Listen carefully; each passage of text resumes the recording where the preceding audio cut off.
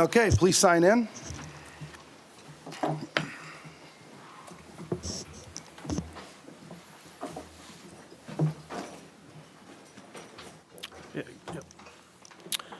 We have 4 members present, Your Honor.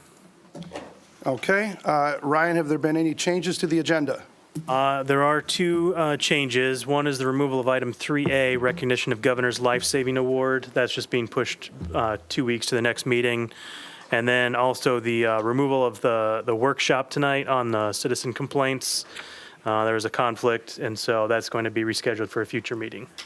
Okay, and with that, can I get approval of the agenda as amended? So moved. Okay, is there a second? Second. Okay, please vote. 4 yes. Okay, item 2, Citizens Forum.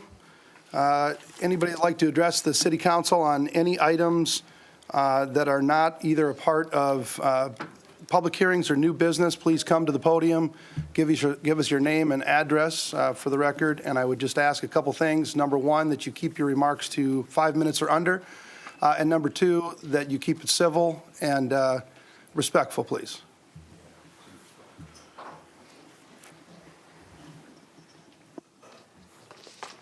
Hello. Hello, MJ. MJ Hoag, 2nd Street. Give us your house address, too. I'm sorry, MJ. Sorry, 413. Okay, go ahead, buddy. Yeah, so I noticed in the consent agenda 4E6, Legion Park, that came up. So as the council knows, and as maybe some people here do or don't, back in January, I asked you guys to take a look at some alternative parking options for the parking lot in Legion Park. What you guys have on the consent agenda is not that. While I am disappointed in that, the city staff, this council and city staff did take a look at those alternative options. So I wanted to make sure that I thanked this council and city staff for the consideration and the work they put in, working with me and taking a look at those options, particularly Sally Ortiz and Eric Peterson. Again, while I am disappointed in the outcome, I very much appreciate the time and consideration to look at those alternative options. Well, as I told you last time, too, we were very appreciative, of your alternative to try to save some green space. And, anytime you have any of those out-of-the-box ideas, bring them forward. We'll always take a look at them. So thank you, MJ. Okay, anybody else for Citizens Forum? Okay, seeing no one, anybody online that would like to address the council on Citizens Forum, please hit *6 to unmute yourself. Again, that's *6 rather than #6. Anybody online that would like to address the council on Citizens Forum?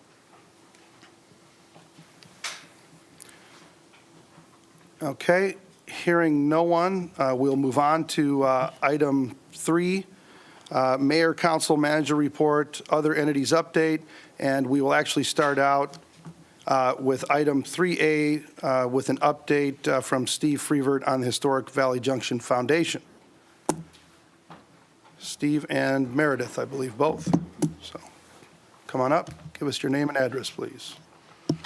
Steve Freevert, Executive Director of the Historic Valley Junction Foundation. Let me button that up. 137 5th Street. And Board President Meredith Wells is going to join me as well. Thanks for having me come up and speak tonight. I think looking back, it's been a number of years since our organization has given an annual report to the City Council. So I wanted to give you that, and I know there's some new faces here as well, and so try to go over some of the facts and figures. You should know that a lot of what I'm going to give you, I'm going to kind of give you just the number crunch, and Meredith's going to give you the touchy-feely version.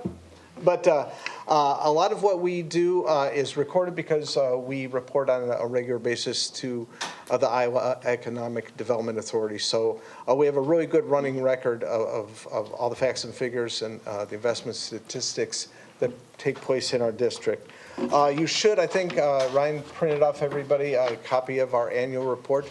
This is on our website. I do have a couple paper copies here if anybody would like it, and I think we're going to link to it tomorrow on Facebook on the Historic Valley Junction Facebook page. So we wanted to get this information out to the public and let everybody know all the good things that are happening.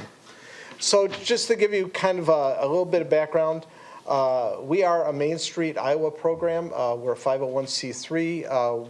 Our mission is to guide the evolution of the original Historic Valley Junction district by preserving and honoring our historic character, supporting small businesses, and connecting the community. We are one of 53 Main Street Iowa communities, and we are born in historic preservation with an eye towards revitalizing a historic commercial district.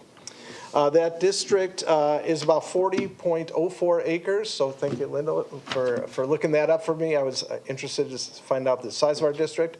Our program was founded in April of 1987, so it'll be 35 years next month. Currently, there are 140 employers in our district, 612 full-time employees, 550 part-time employees. And also, before I go any further, I want to say, what we accomplish in our district could not be done without the support of our businesses, without the support of our phenomenal board of directors and volunteers, and without your support. So thank you so much for everything you as a city do. Your staff are wonderful to work with. Everybody's very responsive. We just really enjoy that partnership. And as you can see further down, when I talk about the income, literally a quarter of our income comes from the city. So we're very appreciative of that. And as well as our lodging there in historic City Hall on 5th Street. And we're doing our best to make sure that we uphold our end of the bargain and give a good welcoming face to the public, because we are a welcome center for the city. So in 2021, just by the numbers, we saw a shade under $5 million in total property investment in that basically 10-block area. 7 building projects were completed for about $3.4 million. Building project can be anything from complete new construction, it might be a window replacement, it might be new signage, things like that. They all reflect investment in the district, investment in the property, and that really speaks to confidence that this is a place people want to put their money. Also, we had 5 property sales recorded last year, $1.4 million. So really good record of property sales going on there. We had a net gain, glad to say we had a net gain in jobs last year, a net gain of 15 full-time equivalent employees, and a net gain of 3 employers in the district. A really important figure, we recorded 2,272 volunteer hours. I'm positive that is an undercount, but we could not operate as a pretty small, lean staff without the dedication of our board of directors and our committee of volunteers and event count volunteers. So the value of that volunteer time just in 2021 was a shade under $65,000 according to Independent Sector's figure of $28.54 per hour in the value of a volunteer hour. Going down a little bit, again, you have this in front of me. I'm going to give you kind of a little background, but I'm not going to read through everything. We have 51 public events last year. Public event days. I just talked to our event coordinator. We're probably going to be at about 63 plus for this year. We have a full event schedule for 2022. In 2021, 30 district businesses were non-sponsor financial supporters of our activities. That was about 22% of the businesses. This year we're up to 40 so far, so we're at 29%. So we're definitely increasing both the number of businesses that support our programs and the dollar amount. Our website had 141,000 new users and over 500,000 page views. We're actually looking to completely revamp our website sometime, possibly this year if we can do it. Flipping over to the back, some of those figures, as I mentioned, We record them, it used to be on a monthly basis, now it's going to be on a quarterly basis. But we have those figures going back to 1987. So since 1987, $66.4 million has been invested in private property in the district. With a small compact district like ours, that equals $1.6 million per acre. I can tell you that that 66 million figure is really awesome for a district as small as this. And then again, that's over 35 years. Right now, there's another $10.5 million in property investment underway. So think of that. That's an immense increase in the amount of property investment undertaken in our district. We've recorded 455 property improvements in the district, totaling $37.6 million. 98 property purchases, totaling $28.8 million roughly. And over the 35 years of the Main Street program, we've recorded over 171,000 volunteer hours. I could go further, but I think I'm going to let Meredith go on. I encourage you to read through the 2021 highlights. We really did a lot. Obviously, 2021 was a very transitional year. Almost an entirely new board of directors, almost an entirely new staff, and of course the beginning of the year was all still under COVID restrictions. So really proud of what we've been able to accomplish, and I think Meredith is going to speak a little bit to that. Wonderful. Thank you, Steve, and thank you for your leadership, not only in our district, but for your continued career throughout Main Street districts in our state of Iowa. Thank you all. As Steve mentioned, 2021 was a year of transition, but it was also a year of progress.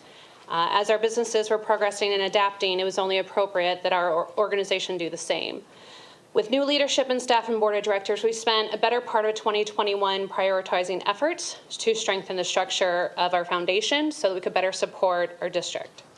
These efforts including hiring a new executive director, as well as a full-time event coordinator and part-time office assistant.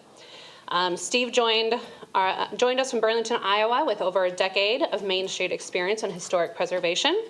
We introduced a new executive team to the board that was incremental in this staffing transition, as well as the implementation of new structure and direction.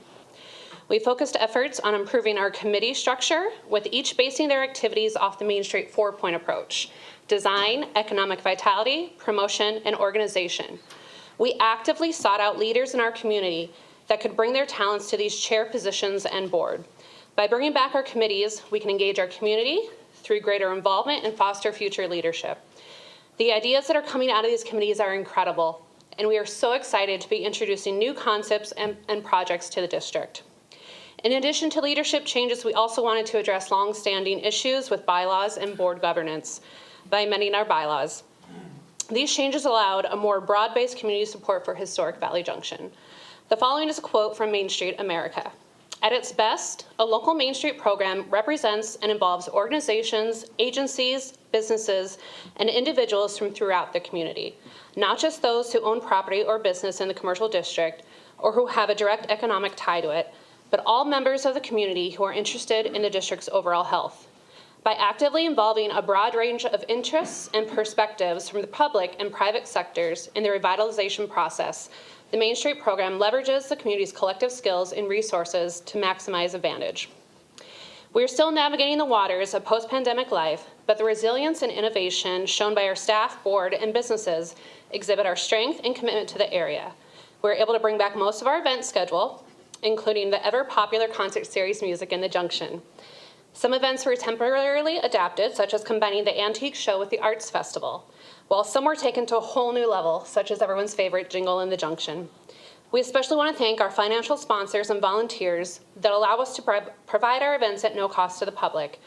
These events not only provide free entertainment to the community, but they greatly benefit our businesses in the district. We are continuing to evaluate our events and are excited to introduce some new ones in the upcoming future. The amount of support that Historic Valley Junction has received by the local area has been phenomenal. When the call to shop small was made, the community answered. Many businesses in the district are seeing record sales and are hiring more staff.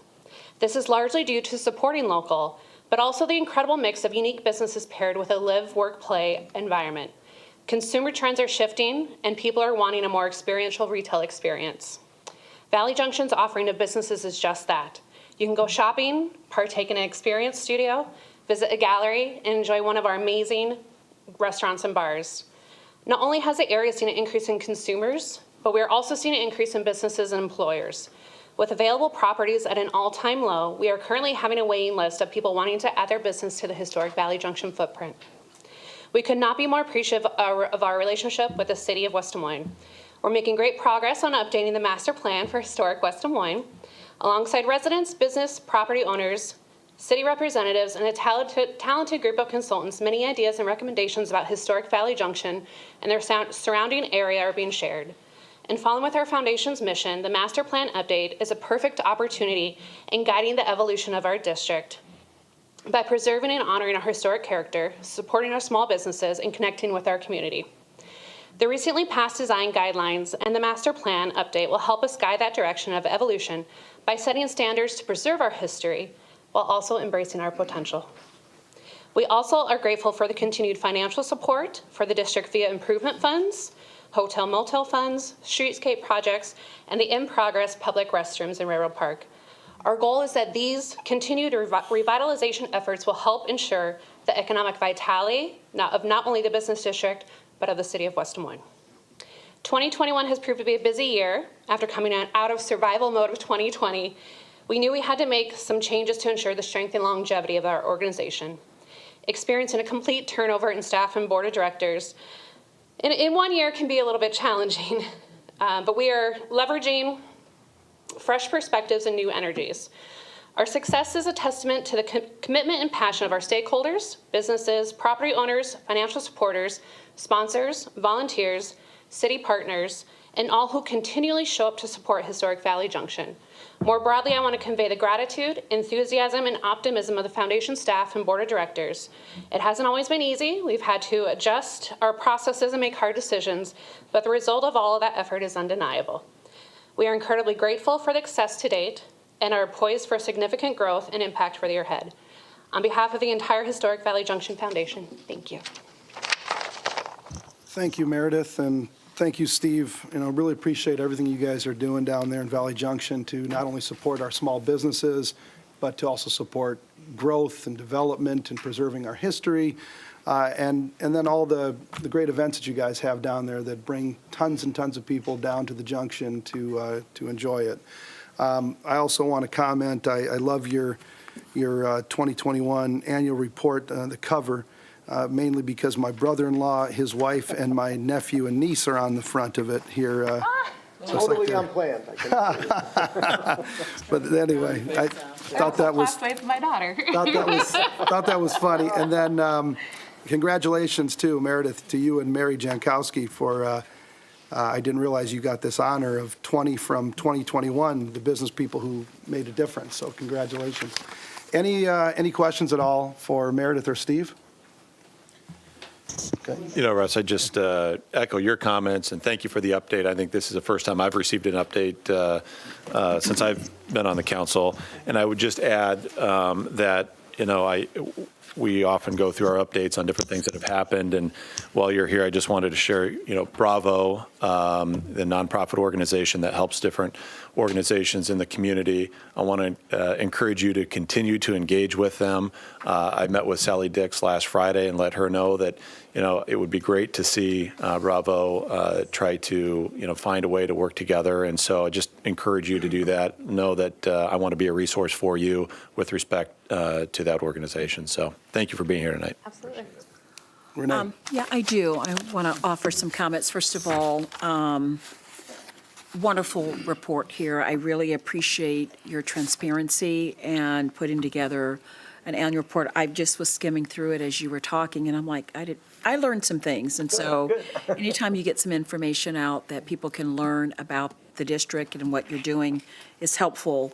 I want to just say, as a city council person, this is a district that I love.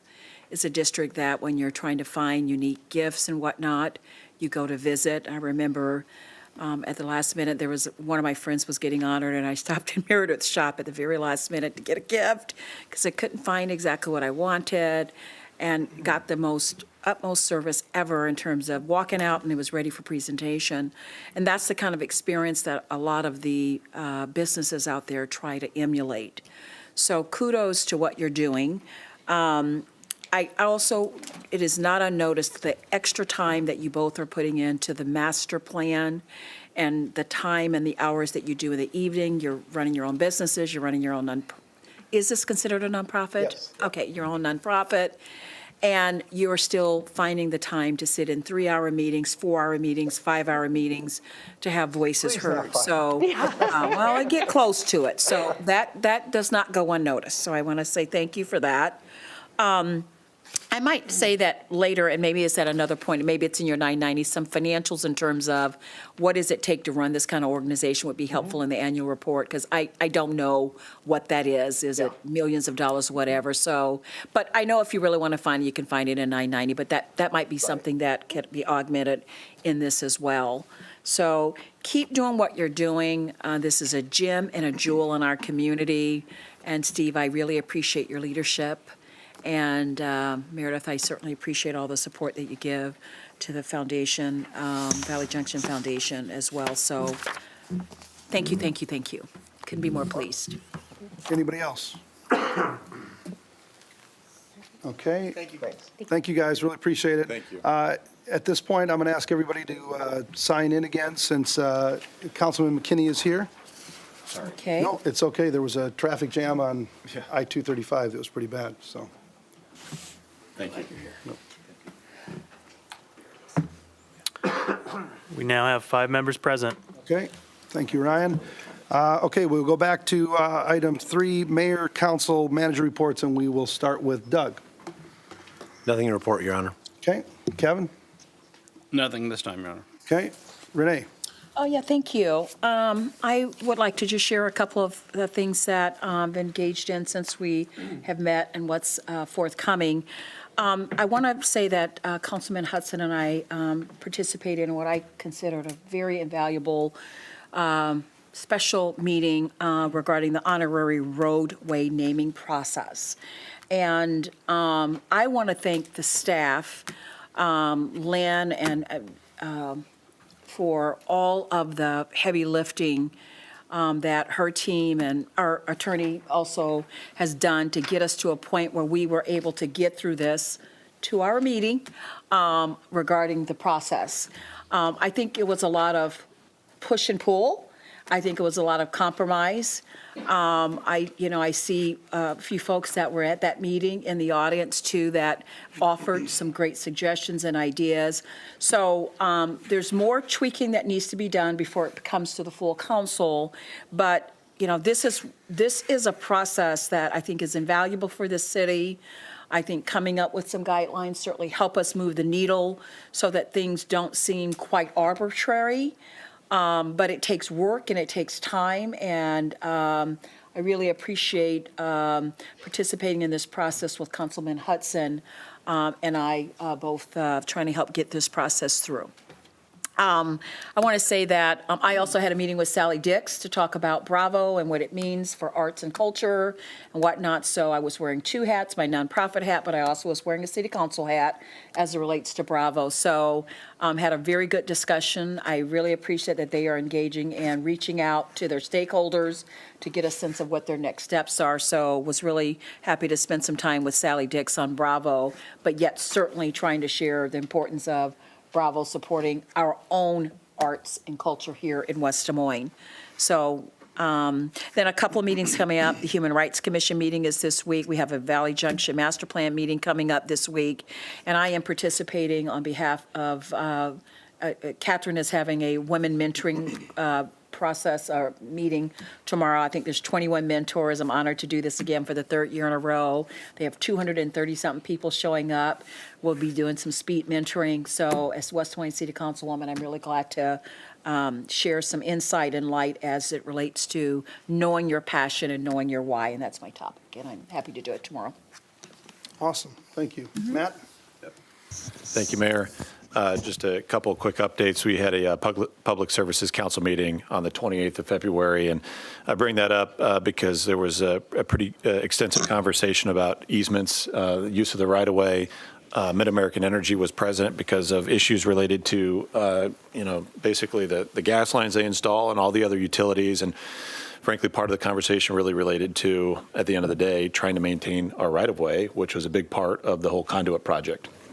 And that's actually something that's come up now as part of our weekly legislative committee meetings that Councilman Trevelyan and I sit on each Friday morning and talk through this. There's a bill moving through the legislature related to public right-of-way, as well as a bill related to, well, there's several bills, but the other bill that's primarily driven a lot of conversation relates to city zoning and building ordinances. So I know that there's a lot of work going on out there. I've actually received a couple emails here recently from members of our community about concerns on how the legislation may impact the ability of our city to be able to have building standards at a certain level to ensure fire protection. So I know that we have some folks up there working at the legislature to help us through that process. This morning, we had a development planning committee meeting, Councilwoman Hardman and I, and we talked about a project in the second ward, Greg, where at the corner of Ashworth and 88th Street, there is a proposed, what was it, 44-unit complex there right on Ashworth and 88th, and as well as some maybe speculative commercial opportunities there along 88th Street to the south. So that took up a lot of our time, and we moved that project forward. I think it sounds like most of the landowners in that area are very supportive of it. So that's all I've got this time. Great, thanks, Matt. Greg?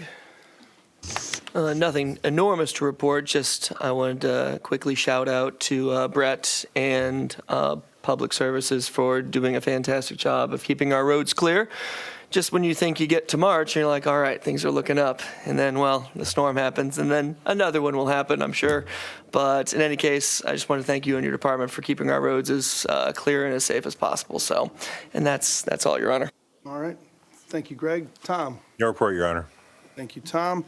I would just add one thing.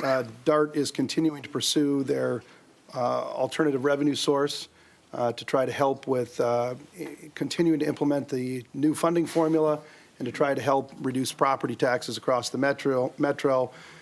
They are lobbying the legislature for that. We had legislation a year ago that involved increasing the hotel motel tax and using that money to fund DART, thereby reducing property taxes. It made it all the way, just about all the way to the end, and just stopped a little bit short. And so they are continuing to lobby on that. And hopefully we will have some kind of movement on that yet this year. Then the other thing I would say is that we had a great budget workshop dinner at the Recplex with City Council and staff. We had a little bit of fun. And I just wanted to thank everybody for that dinner and camaraderie that we had that night. As I said that night, we really appreciate staff and all that you guys do for us. Elected officials will come and go, but it's the staff that's here working hard every day to make sure that this city is churning and humming and operating like a well-oiled machine. So thanks for everything that you guys do, and it was great to get together with you guys on whatever night that was that we got together. Last Tuesday? Is that it? Okay. So thank you for that. Moving on to item 4, consent agenda. We will pull item 4E4 for Councilman McKinney. Is there any other item that any councilman or councilperson would like to pull? There are two Okay. other items. Couple other items? Mayor, Okay. 4C4 and 4H. 4, okay. One second. Can we go over that again? Yep, 4C4, gotcha. And then what was the other item, Matt? 4H. Okay. 4H.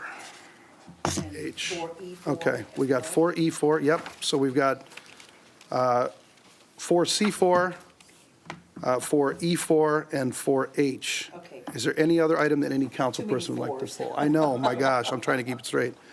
If not, I would. Move the remainder. Okay, is there a second? Second. Okay, please vote.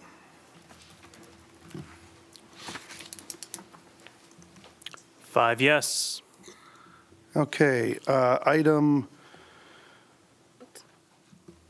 4C4, Come and Go, LC, doing business as Come and Go, number 66, 5308 University Avenue, Class LE liquor license with carryout wine, carryout beer, and Sunday sales. It's a renewal of the liquor license. Is there somebody here that would like to move this item? I believe Councilman McKinney has a conflict of interest on it. So moved. Second. Okay. Matt, would you like to say anything at all? Yeah, I work with them regularly, and so just, it's conflict, I want to abstain. Sounds good. Okay. Please vote. 4 yes, 1 abstention due to potential conflict of interest. Okay. Item 4E4, resolution ordering construction, digital enterprise conduit deployment, segment 4, phase 3. Matt? For the same reason as before, and on each item we've had over the last 2 years related to a conduit, I'm going to continue to abstain. Okay, someone want to move this? So moved. Second. Okay, any discussion? Okay, please vote. 4 yes, 1 abstention due to potential conflict of interest. Okay, item 4H, Grow Solar, Polk County Program Approval of City Support and Participation in the Nature Conservancy. We've got a resolution to approve city support and participation. Matt? Yep, thank you. So first of all, I thought that the discussion we had, I think our last council meeting on this particular topic was really a valuable conversation. I think we're moving in the right direction. The one thing that stood out to me on this was the use of the city's communication logo and things like that. And the Pinky talked about specifically, should the council not be supportive of the use of the logo or communications, a motion to approve, support, all these things. I just wanted to make sure that it's not just a carte blanche sort of approval to use our logo anywhere. I would like to think that, Tom, this would be subject to your approval or somebody else's approval. Is that correct? Okay, all right. Then that's all I've got, and I'd move the item forward. Second. Okay, any other discussion? Okay, hearing none, please vote. 5 yes. Okay, old business, item 5A, amendment city code, amend Title 4, Health and Safety Regulations, Chapter 4, nuisances, Section 2, nuisances declared, subsection A, weeds, to clarify the maximum height for weeds or vegetation. We've got an ordinance for approval, second reading, waiver, third reading, and final adoption. Move consideration second reading. Second. Okay, any discussion? Okay, please vote. 5 yes, an ordinance amending the city code of the city of West Des Moines, Iowa, 2019 by amending Title 4 Health and Safety Regulations, Chapter 4 nuisances, Section 2 nuisances declared, to clarify the maximum height for weeds or vegetation. Move approval of the second reading. Second. Okay, please vote. 5 yes. Move waiving the third reading and adopt in final form. Second. Okay, please vote.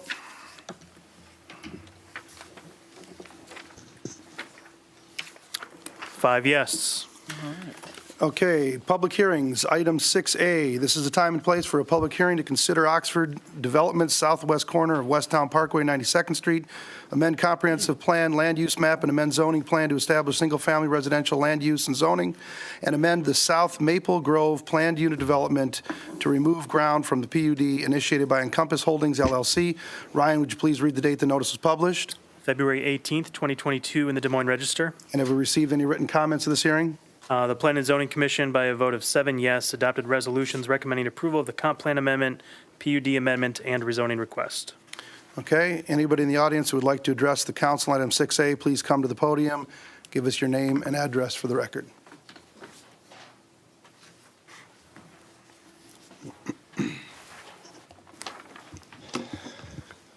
My name is Corey Marsh with Snyder & Associates, 2727 Southwest Snyder Boulevard, here on behalf of the applicant Encompass Holdings LLC. I don't really have anything to add to this, just here to answer any questions that the council may have.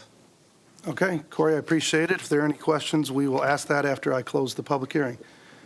Thank you so much. Anybody else in the audience who would like to address the council on item 6A? Okay, seeing none. Anybody online that would like to address the council on item 6A, please hit *6. Again, *6 to unmute yourself. Okay, hearing no one, I will declare the public hearing closed. We've got one resolution and two ordinances, which we have to take separately. As Ryan noted, this came through P and Z unanimously as well as Development and Planning. Can I first get a motion to approve the resolution? Motion to approve? Second. Okay, any discussion? Any questions at all for Corey? Okay, hearing none, please vote. 5 yes. Okay, we've got an ordinance for approval of the first reading of the PUD amendment. Move for consideration of the first reading? Second. Okay, any discussion?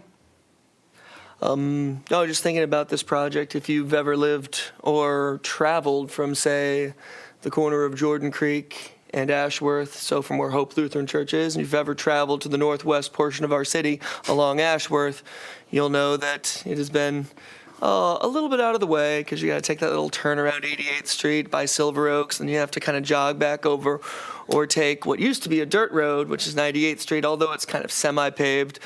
In any case, the folks up in Ward 2 in the northwest portion of our city, this should be really exciting because ultimately we're going to see 92nd Street, which is the most logical street to really just kind of come right through and meet up with Ashworth. We're going to have an opportunity to eventually just get that done and then eventually get 98th Street completely done. So all of these things can come together by kind of this particular proposal that we're talking about right now. So let's just say I'm quite supportive of it. It's a great idea. Appreciate that, Greg. Any other discussion at all? Tell us how you really feel, Greg. It's a super great idea. I love to see this development going on in Ward 2. So, all right, with that, please vote. 5 yes, an ordinance amending the city code of the city of West Des Moines, Iowa, 2019, and ordinances pertaining to plan unit development number 72, South Maple Grove, district regulations and guidelines. Move. Oh, did we take these both together or do we couldn't? separate. Okay, separate. Okay, so move for approval of the first reading. Okay, is there a second? Second. Okay, please vote. 5 yes. Okay, now we've got approval of the first reading for the rezoning. Move for consideration of the first reading for rezoning. Is there a second? Second. Okay, any discussion? Hearing none, please vote. 5 yes, an ordinance amending the official zoning map of the city code of West Des Moines, Iowa, 2019 by amending Title IX zoning, Chapter 4 zoning districts and maps. Move for approval of the first reading. Second. Okay, please vote. 5 yes. Okay, item 6B, this is time and the place for a public hearing to consider Stonewood, northeast corner of Boonville Road, and future South Grand Prairie Parkway, amend comprehensive plan land use map and amend the zoning map to establish single-family, medium-density residential land use and zoning initiated by Stonewood, Inc. Ryan, please read the date the notice was published. February 18th, 2022 in the Des Moines Register. And have we received any written comments to this hearing? The Plan and Zoning Commission, by a vote of 7 yes, adopted resolutions recommending approval of the comp plan amendment and rezoning request.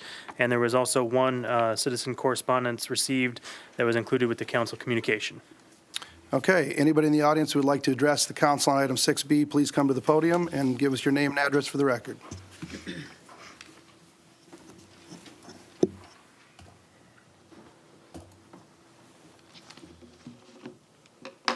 Good evening, John Cutler, 10247 Crown Land Place.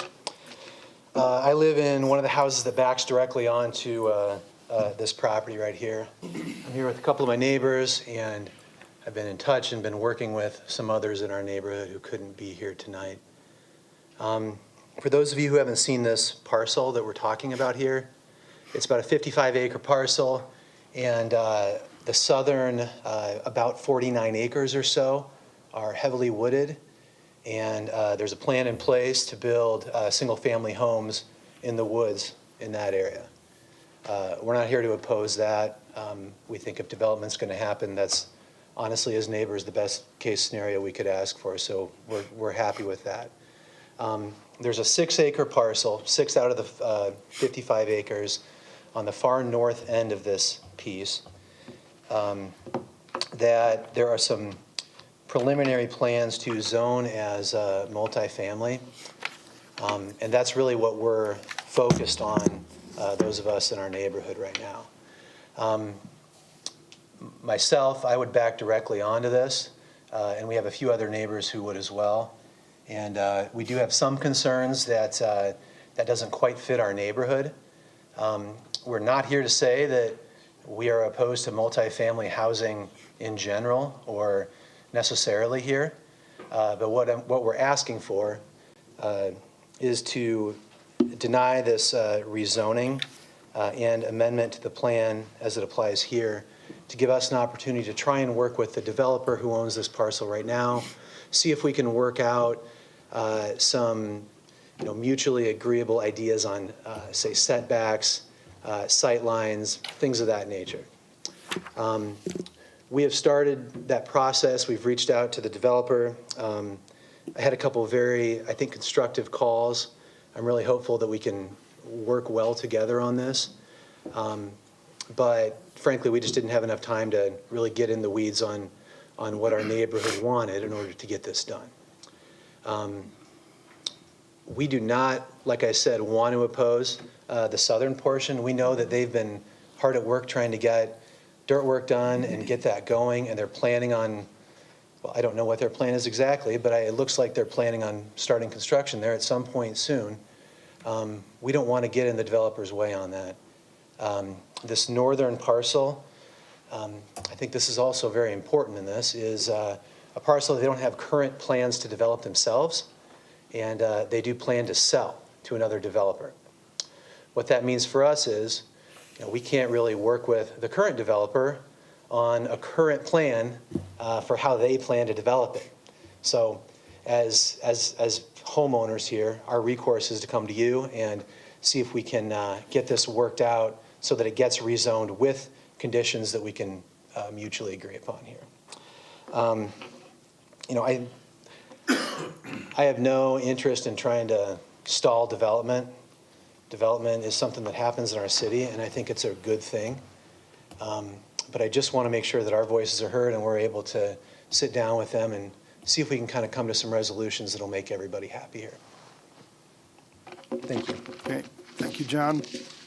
I guess at this time I'd just ask if anybody representing the developers here tonight, Stonewood, anybody? Okay. Lynn, I guess. Hello. Oh, yep. Go ahead. Give us your name and address, please. This is Ed Art with Civil Engineering Consultants. We're the designer for the project. I guess I would say, as far as we're concerned, the land use would be typical medium density with all the bulk regulations that come with that.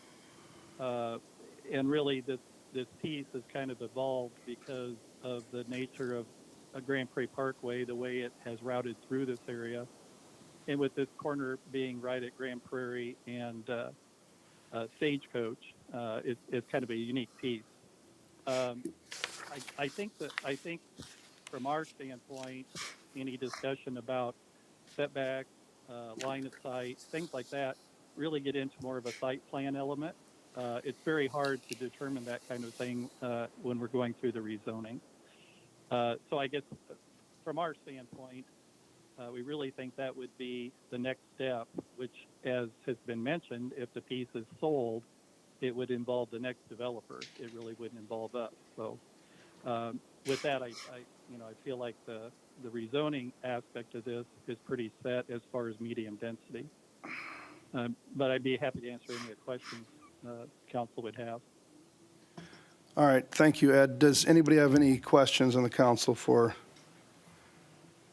Ed? Actually, you know what? Let's wait till I close the public hearing. Anybody else that wants to comment on item 6B, member of the public, either in the chamber or online? Anybody online, please hit *6 if you'd like to make any comments on 6B. Okay, hearing none, I will declare the public hearing closed. We've got a resolution for approval of the comp plan, and we've got an ordinance for approval of the first reading. We need to take those separate. I guess I would maybe just ask Lynn, who's hiding in the back, to come up so I could ask her some. It's front and center to me. I like giving her grief whenever I can.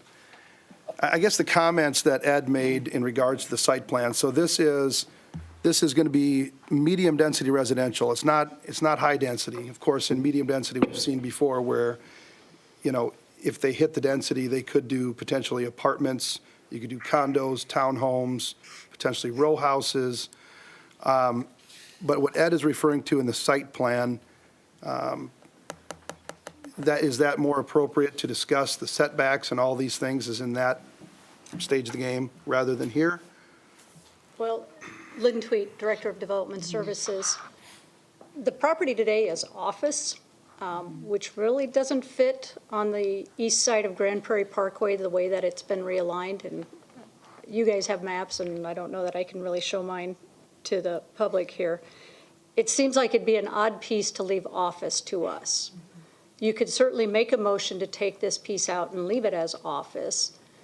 If we were to zone it, our problem is without you truly putting some kind of regulations on it today to say you're going to have to provide a 50-foot setback or you're going to have to provide something more, we're going to fall back to city code. Now, I will say, because this is medium density and the gentlemen, they are single family, there will be a minimum of a 30-foot buffer along that eastern border. Dave Hansen, who is the developer of this, called me late this afternoon to kind of give me the heads up. He's more than willing to he says there's excess dirt there. He's more than willing to talk to him about trying to do some berming. Could mean, though, that part of that may end up on their property to help get the heights that they want. He's open to some things, but Ed's right, and Dave said the same thing. They don't intend to be the developers on this. Okay. So it's very hard for us to kind of put that conditional zoning on it and have it be in play when development actually happens. Okay. I think the lesser of the two evils in my mind is be the medium density rather than office shoehorned in. Sure. Why not make it single family? It was just the request because of the size and shape of the parcel. It'll be a little bit hard to get some single-family lots through there and probably really make use of the property. You have more benefit from a townhome-type development that you can do on footprint lots, possibly with a private road. So it was just, their request was for medium density. Made a lot of sense given the size and shape of the parcel. Well, and the other thing with medium density is, with their homes already being there, I mean, years ago, we passed that there needs to be, you know, a 150-foot buffer, and within that 150-foot buffer, you can't do more than 2 stories. That applies here as well, doesn't it? Yes. And I don't know, you know, John, if you knew about that ordinance that we passed years ago. So within 100, there's a 30-foot buffer, but within the 150-foot buffer from the property line, you can't have anything higher than 2 stories. So that helps as well. And then I guess with the site plan development, that would be more appropriate than to talk about setbacks and different things like Ed mentioned. Yes. How can we screen? What's being put next to them or wanting to go next to them? How do we respond to what the proposal is? And if we had the ultimate developer of this piece, I suppose if they were open to it, we could discuss a PUD based off medium density and rule out some things that maybe would be more offensive to the neighborhood as well. But, okay. Anyway, anybody else have any, Matt, Greg? No? Just really quick, on the RM8, so that just means 8 units per acre, correct? Correct. But within our city, we have medium densities that are RM8, but there's also other ones, correct? RM8, RM, Yes. It actually goes up to 12. Okay. For medium density, you could have up to 12 dwelling units per acre. what do we typically see in the city? Different, what are the different levels that we typically see? 8 is a pretty common one. Okay. It's probably one of the lower density ones. We also have a lot of medium density that just never even hits it's generally in about a 4 or 5 once they start laying it out. So it's pretty much across the board. A bigger piece, something that's more developable, you probably would push the 12s.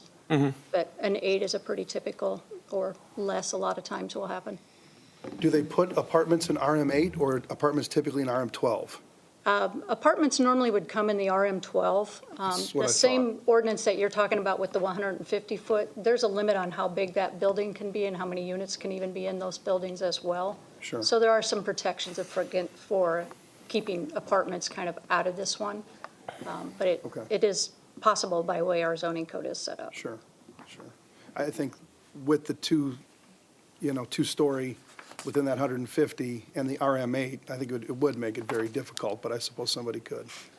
So, okay, anybody else have any other questions, comments?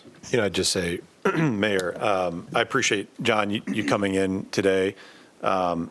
Oftentimes, these things, development agreements will come before development and planning where we have a lot of extended conversations at development and planning. So let me back up. If somebody were to come in to this particular parcel and should it get changed from office to medium density, and they're looking to build a complex of some sort, my understanding and my experience has been that will often come to the Development and Planning Subcommittee where we will have an opportunity to review what sort of protections or buffers would be put in place to ensure that, that there is a protection there, whether it's distance, whether it's trees or bushes or some sort of, I don't know, earthwork that's done there to ensure that's a berm. Thank you. And I assume, is that fair, Lynn, that we would have something similar along these lines here? That would be correct. Okay. And would it be just as easy to make those buffers at that moment versus right now? Yes, Okay. yeah. Okay, If I guess we what I wait, would- we can respond really to what are really the impacts. Right now, you're kind of shooting from the hip and Yep. putting some restrictions on something that may not necessarily have to have it. So there's a lot of different ways to address things once that site plan starts coming through. Part of it will just depend on who the developer and how cooperative they want to be with us. Okay.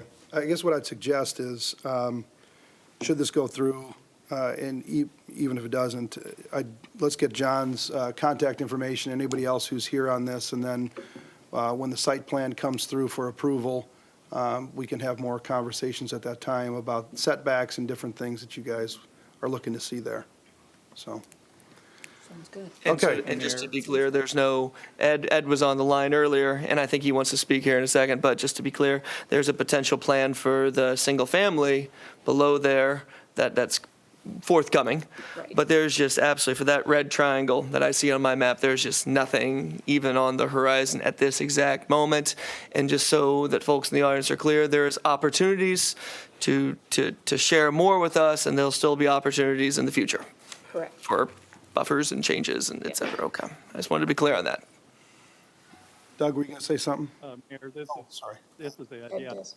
I just wanted to offer, we're always available to discuss it with the neighbors. We're always willing to do that. This is an unfortunate piece because with you being on Grand Prairie Parkway, there's no way we can have individual single-family driveways.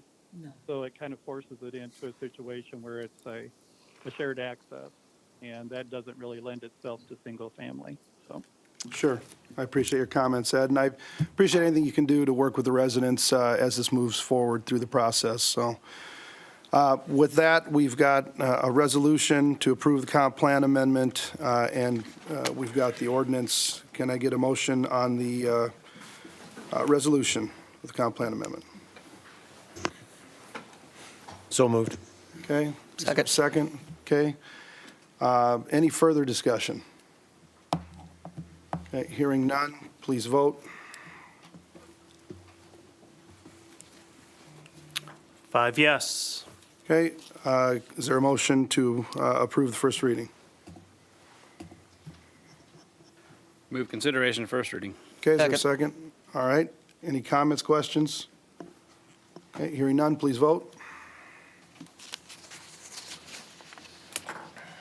5 yes, an ordinance amending the official zoning map of the city of West Des Moines, Iowa, 2019 by amending Title IX zoning, Chapter 4, zoning districts and maps. Move approval first reading. Second. Okay, please vote.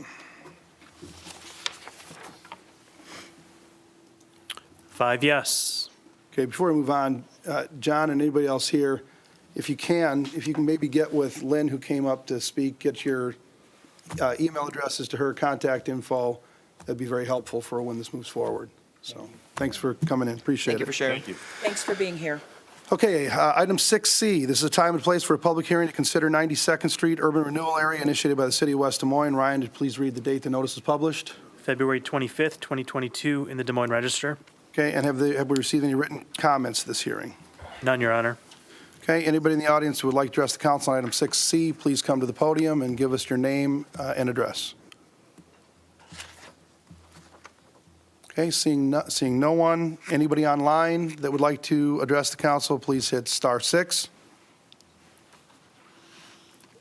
Okay, hearing no one, I will declare the public hearing closed. We've got a resolution to approve the urban renewal plan. This came through F&A on December 8th with unanimous recommendation, and there are no outstanding issues. Move for approval. Second. Okay, any discussion? Okay, please vote.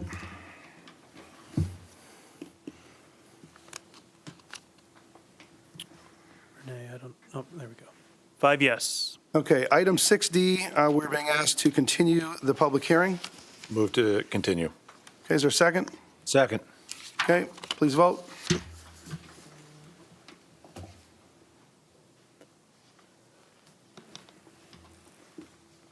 Five yes. Okay, item 6C, this is the time and the place for a public hearing to consider amendment number 5 to the historic West Des Moines urban renewal area initiated by the city of West Des Moines.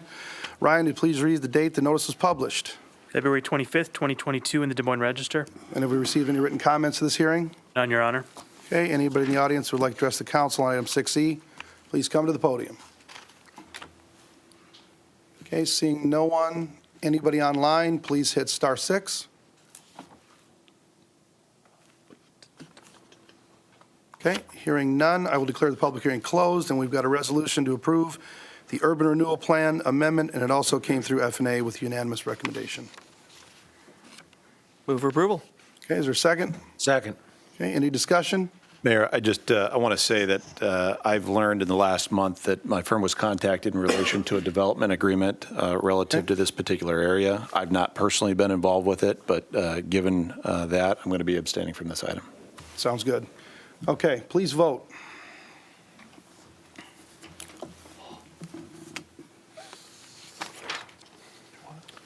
Three yes, 1 no, and 1 abstention due potential conflict of interest. Okay, item 6F, this is a time and place for a public hearing to consider issuance not to exceed $7.7 million of general obligation essential corporate purpose bonds initiated by the city of West Des Moines.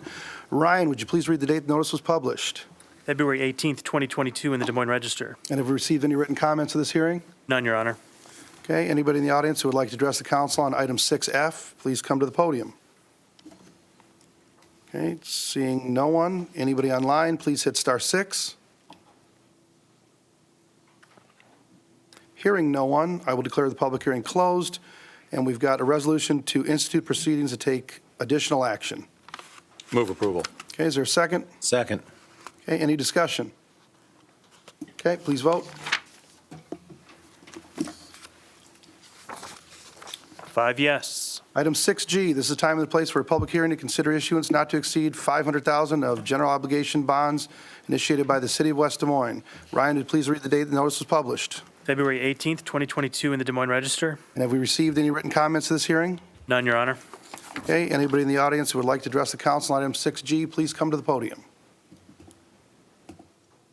Seeing no movement, anybody online, please hit *6. Okay, hearing no one, I will declare the public hearing closed. We've got a resolution to institute proceedings to take action to issue up to $500,000 in general obligation bonds. Can I get a motion? So moved. Okay, is there a second? Second. Okay, any discussion? Okay, please vote.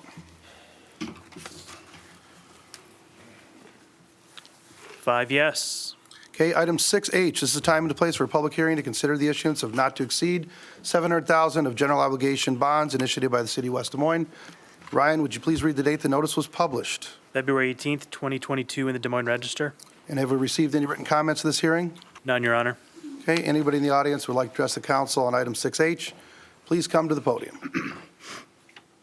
Seeing no one, anybody online, please hit *6. Okay, hearing nothing, I will declare the public hearing closed. We've got a resolution to issue up to $700,000 in general obligation bonds. I would take a motion. So move. Okay, is there a second? Second. Okay, any discussion? Okay, please vote.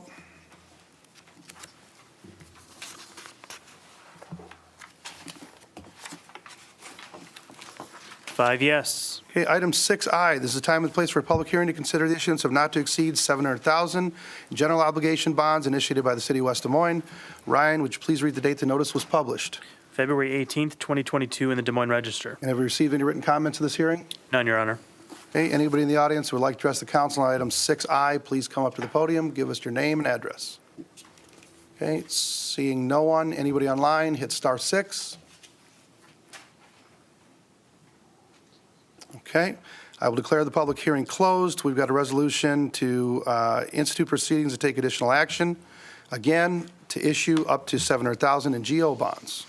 I'll take a motion. So moved. Okay, is there a second? Second. Okay, any discussion? Okay, please vote. 5 yes. Item 6J, this is the time and the place for a public hearing to consider the issuance of not to exceed $700,000 in general obligation bonds initiated by the city of West Des Moines. Ryan, would you please read the date the notice was published? February 18th, 2022, in the Des Moines Register. And have we received any written comments to the hearing? None, Your Honor. Okay, anybody in the audience who would like to address the council on item 6J, please come up to the podium. Seeing no one, I will take anybody online. Please hit star 6. Okay, hearing no one, I'll declare the public hearing closed, and we've got a resolution to institute proceedings to take additional action to issue up to $700,000 in GO bonds. So moved. Okay, is there a second? Second. Okay, any discussion? Please vote. 5 yes. Item 6K, this is the time and the place for a public hearing to consider the issuance of not to exceed $700,000 in general obligation bonds initiated by the city of West Des Moines.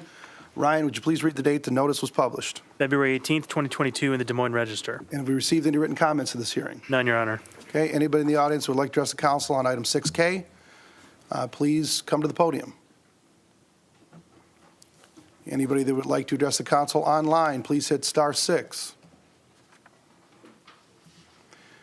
Seeing and hearing no one, I'll declare the public hearing closed, and we've got a resolution to institute proceedings to take additional action to issue up to $700,000 in GO bonds. Can I get a motion? So moved. Okay, is there a second? Second. Okay, any discussion? Okay, please vote. 5 yes. Okay, item 6L, this is the time and the place for a public hearing to consider the issuance of not to exceed $16.5 million in general obligation urban renewal bonds initiated by the city of West Des Moines. Ryan, would you please read the date the notice was published? February 18th, 2022, in the Des Moines Register. And have we received any written comments to this hearing? None, Your Honor. Okay, anybody in the audience who would like to address the council on item 6L, you know what to do. Anybody online, you know also. Star 6, please. Okay, hearing and seeing no one, we've got I will declare the public hearing closed, and we've got a resolution to institute proceedings to take additional action to issue up to $16.5 million in GO urban renewal bonds. Can I get a motion? So move. Second. Okay, any discussion? Okay, please vote. 5 yes. Okay, item 6M, this is the time and the place for a public hearing to consider Digital Enterprise Interstate 35 crossing initiated by the city of West Des Moines. Ryan, would you please read the date that the notice was published? February 11th, 2022, in the Des Moines Register. And have we received any written comments to this hearing? None, Your Honor. Okay, anybody in the audience who would like to address the council on item 6M, please come to the podium. Anybody online that would like to address the council, please hit star 6. Okay, seeing no one, I will declare the public hearing closed. We've got 2 resolutions and a motion, which we can take at the same time. As noted, this returns the agenda from our February 21st meeting. This had to be rebid, if you remember, due to an error in the proposals the first time around. So with that, can I get a motion? Move for approval. Okay, is there a second? Second. Okay, and I believe there will be discussion. Any discussion at all? No, I'm wrong. Okay, please vote. And I could say something if you want, Russ. No, that's okay. That's probably for the Save it best. for other matters. 4 yes, 1 abstention due to potential conflict of interest. Thought McKinney was going to say something. Okay. Item 6N, moving right along. This is the time and place for a public hearing to consider the South Area Trunk Sewer Western Extension, segments 3 and 8, initiated by the city of West Des Moines. Ryan, would you please read the date the notice was published? February 25th, 2022, in the Des Moines Register. Have we received any written comments to this hearing? None, Your Honor. Okay, anybody in the audience or anybody online that would like to address the council on this item, please come to the podium or hit star 6.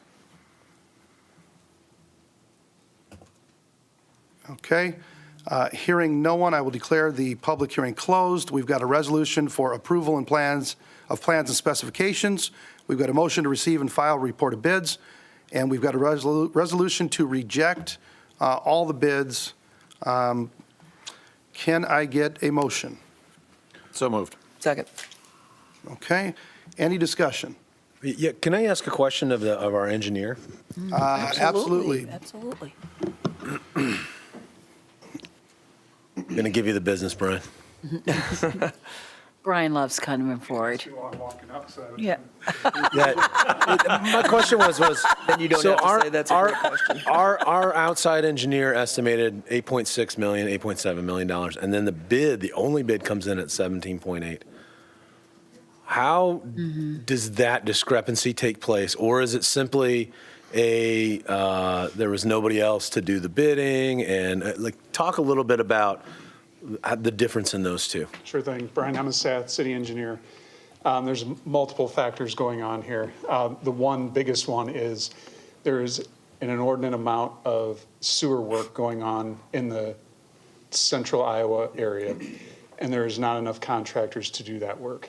That's the first. The second is there's some very difficult work in this project in tunneling, boring and jacking, that sort of thing with running pipes through fairly deep cuts. And that's a difficult thing for one contractor to take on everything all at once. So you get somebody that comes in and wants to do one of the things, and then they run up the prices on the rest of it. So that's another thing. The cost of materials, obviously, we've heard this many, many times. So the cost of materials and labor shortages, and that's essentially, in a nutshell, why this project is so much higher. And we are looking into how we can rebid this project a little different way, at least to get it moving, so that we meet the deadlines that we have to get this sewer in. So what I interpreted from that, and I'm not an engineer, but is the bidder probably bid very conservatively with a high bid, given the difficulty of the project, as well as other types of issues that are market issues? Yes, you're absolutely correct. And then they knew they would probably be one of the only bidders and rolling the dice that we would take the bid. And of course, that it's significantly higher, more than double what our engineers estimate. And our engineers estimate had actually moved up quite a bit, knowing that these conditions were out there. So yeah, this was incredibly surprising to us. We thought we'd get at least 2 or 3 bidders on this, and only got the one. Yeah. Thank you. Yep, you're welcome. Any other discussion? Thanks, Okay. Brian. All right. Thank you, Brian. Please vote.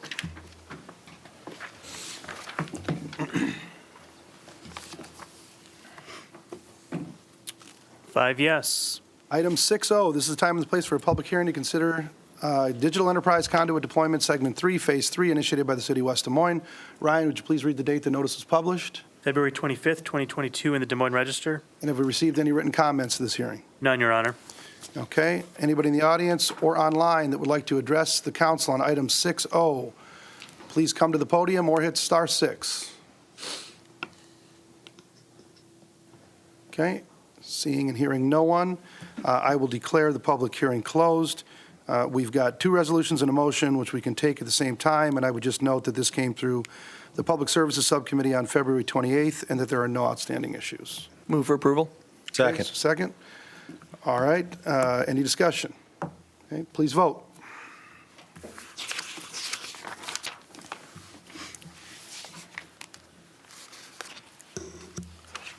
Renee, you're 4 yes, 1 abstention due to potential conflict of interest. Okay, item 6P, this is the time and the place for a public hearing to consider 2022 PCC patching program initiated by the City of West Des Moines.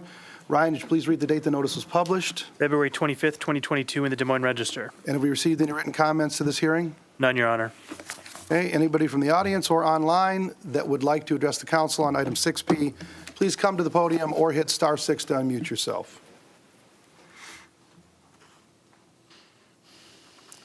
Okay, hearing no one, I will declare the public hearing closed. We have got 2 resolutions and a motion, and this also came through the Public Services Subcommittee on February 28th, and there are no outstanding issues. Can I get a motion? So moved. Okay, is there a second? Second. Any discussion? Okay, please vote.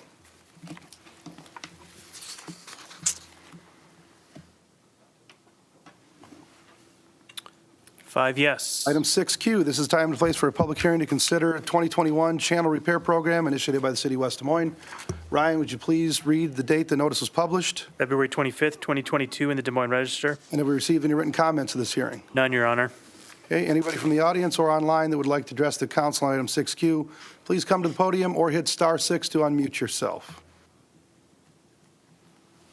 Okay, seeing and hearing no one, I will declare the public hearing closed. We've again got 2 resolutions in motion, which we can take at the same time, and again, this came through Public Services. Can I get a motion? So moved. Second. Okay, any discussion? Okay, please vote. Five yes. Okay, item 6R, this is time and the place for a public hearing to consider the 2021 pavement markings and on-street bike markings program initiated by the City of West Des Moines. Ryan, would you please read the date the notice was published? February 25th, 2022, in the Des Moines Register. And have we received any written comments to this hearing? None, Your Honor. Okay, anybody from the audience that would like to address the council on item 6R, please come to the podium or hit *6 to unmute yourself. Okay, hearing and seeing, oh, sorry, go ahead, MJ. That's all right. So I was just looking at the map. It looks like this includes, I'm hoping, pedestrian crossings at 4th and Grand.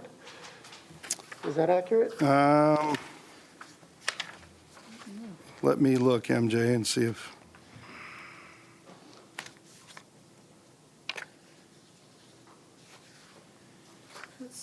Someone else know? 4th, you said 4th and Grand? Yeah. Trying to find on our map whether or not this includes, No, I don't think it believe that. does. No. It does. Oh, does not look like it. okay. Well, if it did, I was going to thank you for it. But never mind. Well, maybe now we need to take a look at that. We will, 4th and Grand, we'll take a look at it. Keep an eye on Public it. Service, take a look. All right, thank you, MJ, appreciate it. Anybody else like to address the council on 6R? *6 for anybody online. Okay, hearing, and this time seeing no one, I will declare the public hearing closed, and we've got a resolution to approve plans and specifications. We've got a motion to receive and file the bids and a resolution to award the contract, and we can take these at the same time. Can I get a motion? So moved. Second. Okay, any discussion? Okay, please vote. Five yes. Okay, item 6S, this is the time and the place for a public hearing to consider Raccoon River Park boat locker storage expansion initiated by the City of West Des Moines.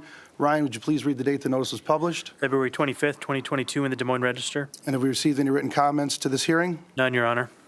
Okay, anybody in the audience or online that would like to address the council on item 6S, please either unmute yourself by hitting *6 or come to the podium. Okay, seeing and hearing no one, I will declare the public hearing closed. We've got 2 resolutions and a motion which you can take at the same time. Can I get an amen and a motion? So moved. Second. Okay, this is our last one. Any discussion? One comment I want to make. Yes. We spend a lot of time working on sewers and roads and stuff that nobody appreciates, but this one's fun because everybody's going to love it. So For sure, for sure. There's such a demand for these lockers. Amazing to see 100 people on the wait list. Yes. It's incredible. Absolutely incredible. Glad It's, they're being used. Yeah. Well, I just spoke with Sally a little bit earlier. It's going to be 40 new units, so effectively doubling the size of, or the number of units, and they'll all be filled up like that. Yep. We need it. Yep. my kids all have new boards, the blow-up ones, so we won't need storage, but we'll be down there this year some more. So Sounds good. Hope to see you Excellent. down there. All right, please vote. Gladly. Five yes. All right, moving on to new business. Item 7A, Kings Grove Plat 1, west and south of the intersection of Stark Drive and South 100th Street, to approve a revised preliminary plat to create 25 lots for detached single-family residential development and 3 outlots for common area. King Grove LLC We've got an ordinance we have a resolution to approve the revised preliminary plat. This came through both Development and Planning and P&Z unanimously, and there are no outstanding issues. Move approval. Second. Okay? Any discussion? Hearing none, please vote.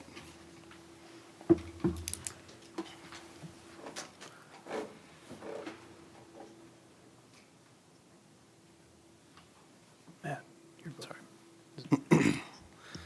5 yes. Okay, now the item that Randy's been waiting for, item 7B. Dave and Buster's. I think everyone's been waiting for this one. 190 South Jordan Creek Parkway, approve a preliminary plat to create one lot for commercial development and approve a phase site plan to allow construction of a building pad and private utilities, GGP Jordan Creek LLC. We've got a resolution to approve the preliminary plat and phase site plan, and based on two conditions. The following conditions of approval are that the applicant acknowledges and agrees that this approval only allows for the building foundations, private utility installation, and parking lot modifications, including landscaping within the existing parking lot, and that no above-ground building construction is permitted on the site until building elevations and foundation landscaping site plan is approved by the city, and that the applicant acknowledges and agrees that the grease interceptor locations connections are not approved with this review.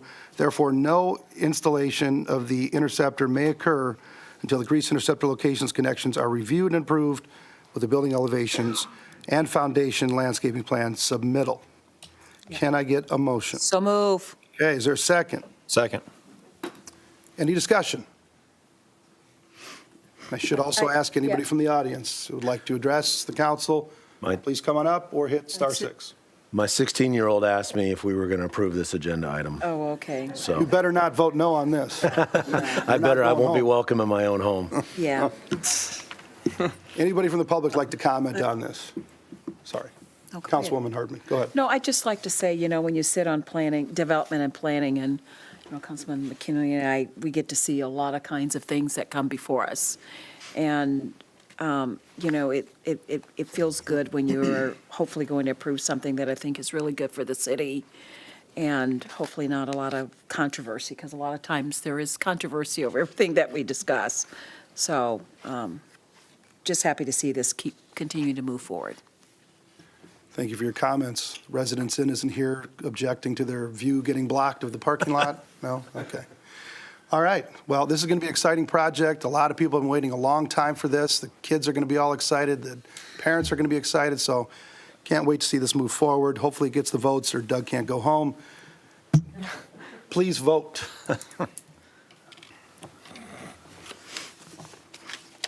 5 yes. Thank goodness. All right, you're safe. Item 7C, Hy-Vee Fresh, Fast and Fresh, 300 Grand Avenue, approve a full site plan to allow construction of the convenience store with gas pumps, Hy-Vee Inc. We've got a resolution for approval of the site plan with one condition of approval, and that is that the applicant execute a cross-access easement with the property owner to the west. Can I get a motion to approve the resolution? So moved. Okay. Okay, any discussion? Okay, please vote.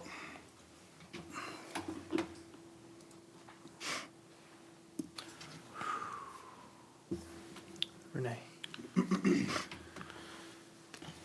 5 yes.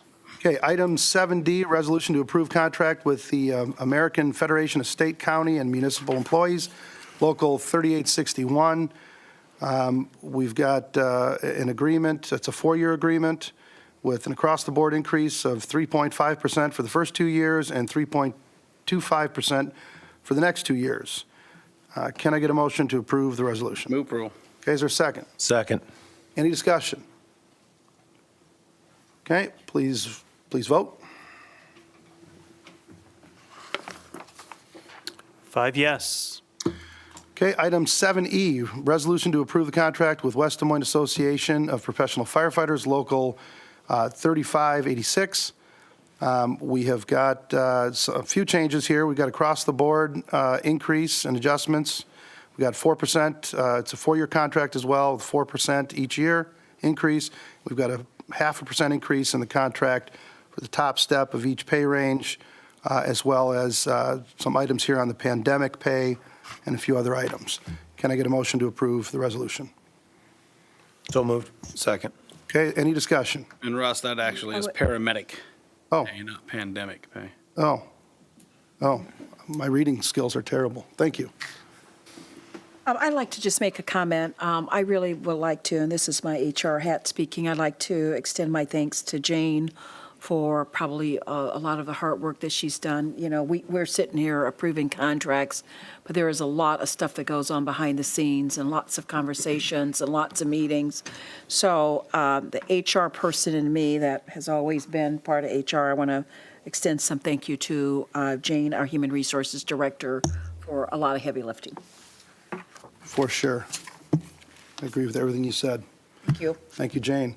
Okay, any other discussion? Thank you, Kevin, for pointing out my poor reading skills. I appreciate that. That didn't make much sense to me either. Thought we were working our way out of the pandemic, but, okay. With that, please vote. 5 yes. Okay, item 7F, resolution to approve the contract with the International Union of Operating Engineers, Local 234. Like the first agreement we approved, it's a 4-year agreement with 3.5% increases across the board for the first 2 years and 3.25% for the next 2 years of the 4-year agreement. Can I get a motion to approve the resolution? Okay, is there a second? Okay, any discussion? Okay, please vote.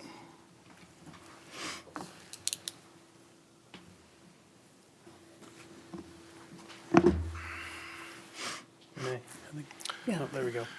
Your 5 machine- yes. Your machine's being I think- stubborn. Yeah, I think my machine is a You're little hitting too early, sticky. maybe. Okay. All right, item 7G, we've got a resolution to approve pre-levy of issuance of 10.26 million general obligation bonds or capital loan notes. Can I get a motion to approve the resolution? Move approval. Okay, is there a second? Second. Okay, any discussion? Okay, please vote. 5 yes. Okay, item 7H, we've got a resolution ordering construction South Service Area Segment 3 sewer. There are no outstanding issues. Move approval. Okay, is there a second? Second. Okay, any discussion? Okay, please vote. 5 yes. Okay, item 8, receive, file, and or refer. We have no items. Item 9, other matters.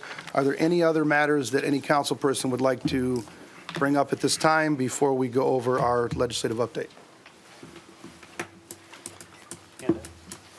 Okay, hearing none, I will go to our Deputy City Manager, Jamie Letzring, for an update on our Thank you. legislative Good evening, priorities. Jamie Letzring, Deputy City Manager.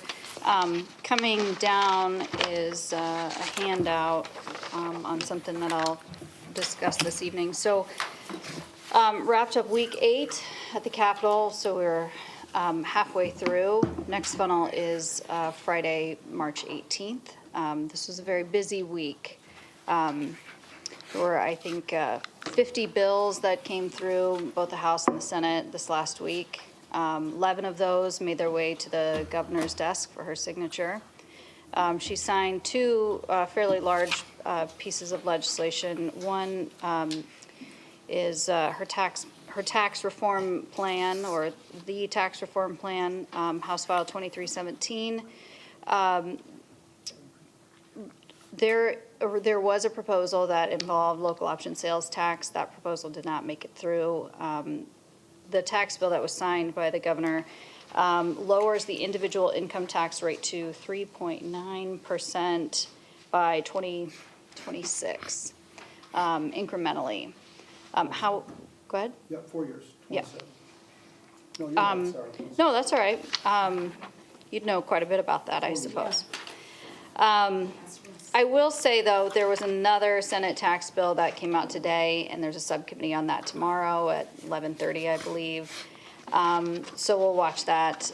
There is some language in there about franchise fee, a slow reduction of franchise fee. West Des Moines doesn't have a franchise fee in place. However, I've always, I'd be remiss if I didn't say that was always kind of our ace in our pocket. So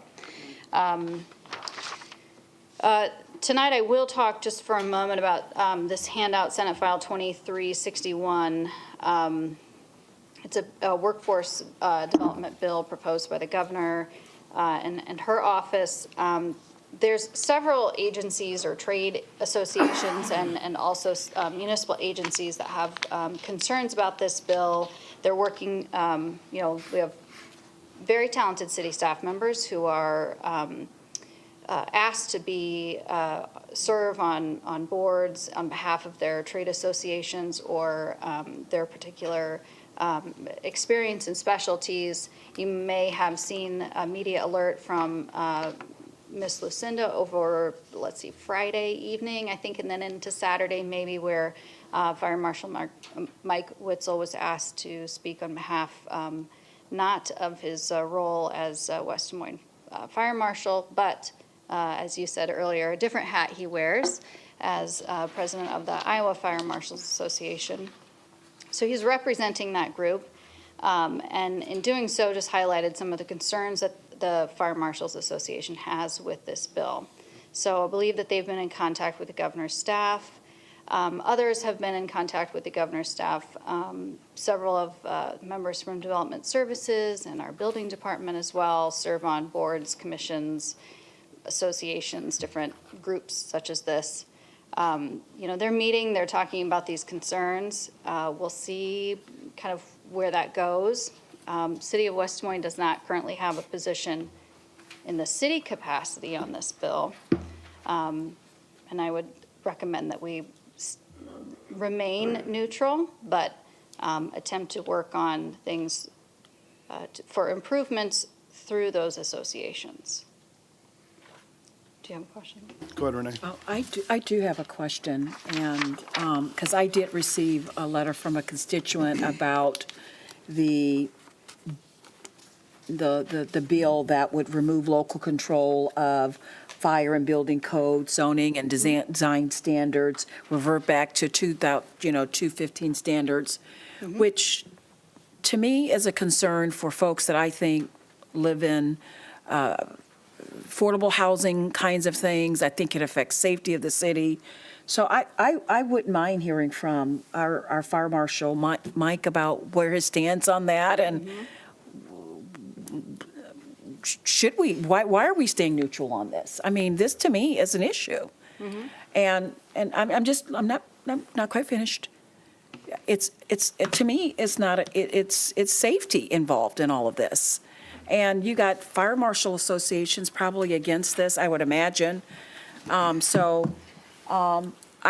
would like to hear our fire marshal speak to what are the concerns, what are his issues, because it really isn't go fight your own battle by yourself as a fire marshal. What do we as a city feel about it? I'd like to hear what Chief Lute feels about it. I mean, that's what this legislative stuff's about. I'm glad it's brought up, because I have a concern. Yeah, I would tell you that there's a strategy to lobbying down at the Capitol. And, I would assume are registered undecided, which means we're essentially neutral, but that gives us an ability to weigh in on the bill and provide some input and feedback. And sometimes when you're registered undecided, you can voice concerns and you can work with people to get some amendments, some necessary amendments. Sometimes when you come in and you register opposed to the bill and you come in burning the place down, it's awfully difficult to get people to work with you on amendments that are needed. So this is probably a prudent strategy to be undecided and then get a chance to weigh in, have that communication, and work with people on amendments. That's the only thing I would say. Matt, I don't know if you... I would like to hear a little bit from either Chief or Fire Marshal Mike, because I do need to respond to this constituent. I understand what you're saying about strategy, but as a city council person, I like to truly understand what I should be saying, because whether we register opposed or neutral, I want to speak my truth and how I feel about it, regardless of what the city decides to register on it. Craig And I Lou. want to be of assistance to folks that I think this really affects. Craig Lou, I am your fire and EMS chief. Yes, thank you. The bill as it is currently authored is somewhat confusing. But I think one of the things we do take out of it is going to take local control away from us to have our own code. Again. We kind of had this conversation during CICC. We were talking about staying in that. And we wanted to keep our ability to amend the international code. This rolls us back to the 2015. We're currently on the 2018 code. One of the funny things about fire codes and building codes, for that matter, is we learn as we go. We learn what works. We learn what doesn't work. And unfortunately for fire codes, usually it takes a fire to find out, oh, that does not work, and then we put it in the code. So I think anytime you're rolling back codes, that's a problem. For me, part of our community risk reduction that we do is you entrust me to keep you informed on the kind of staff we need to protect the town we have. One of the things we do very well with codes is we limit that liability, that fire liability, by making adjustments to the code. This would take that away from us. Wow.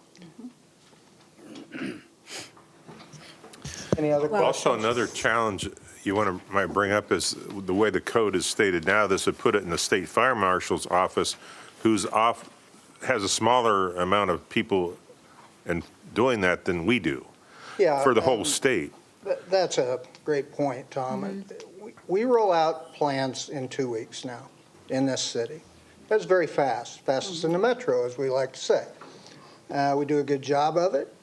We're very quick. If we have a problem, every fire code and every building code has little clauses in it that says if the building official or the fire code official can find a solution, they can make a change within that particular set of a code. We would no longer have that ability. We would have to send them to the state. The state has 3 building inspectors for the entire state. The state has 9 fire inspectors for the entire state. That's going to slow down the process and progress. And that's probably more so as a citizen, that's a little concerning for me because we are fast and a lot of projects make it through our doors very quickly, as you all know. All in all, when I look at it with my fire chief hat on, I say rolling back codes is never a good idea, just not a good idea. When I look at it from a citizen of West Des Moines, which I happily am, it's going to slow down the process and will slow down progress in the growth of this city. Chief, does this seem like it's a couple of things, a lowest common denominator situation, an increase at state level bureaucracy situation, and an increase of red tape situation? That's how it strikes me, just based on your words. Yeah, I'm not trying to put words in your mouth or anything, certainly, but I would just say, I would think of it this way. Do we really think the same codes are needed in Elkhart, Iowa that are needed in Des Moines, Iowa?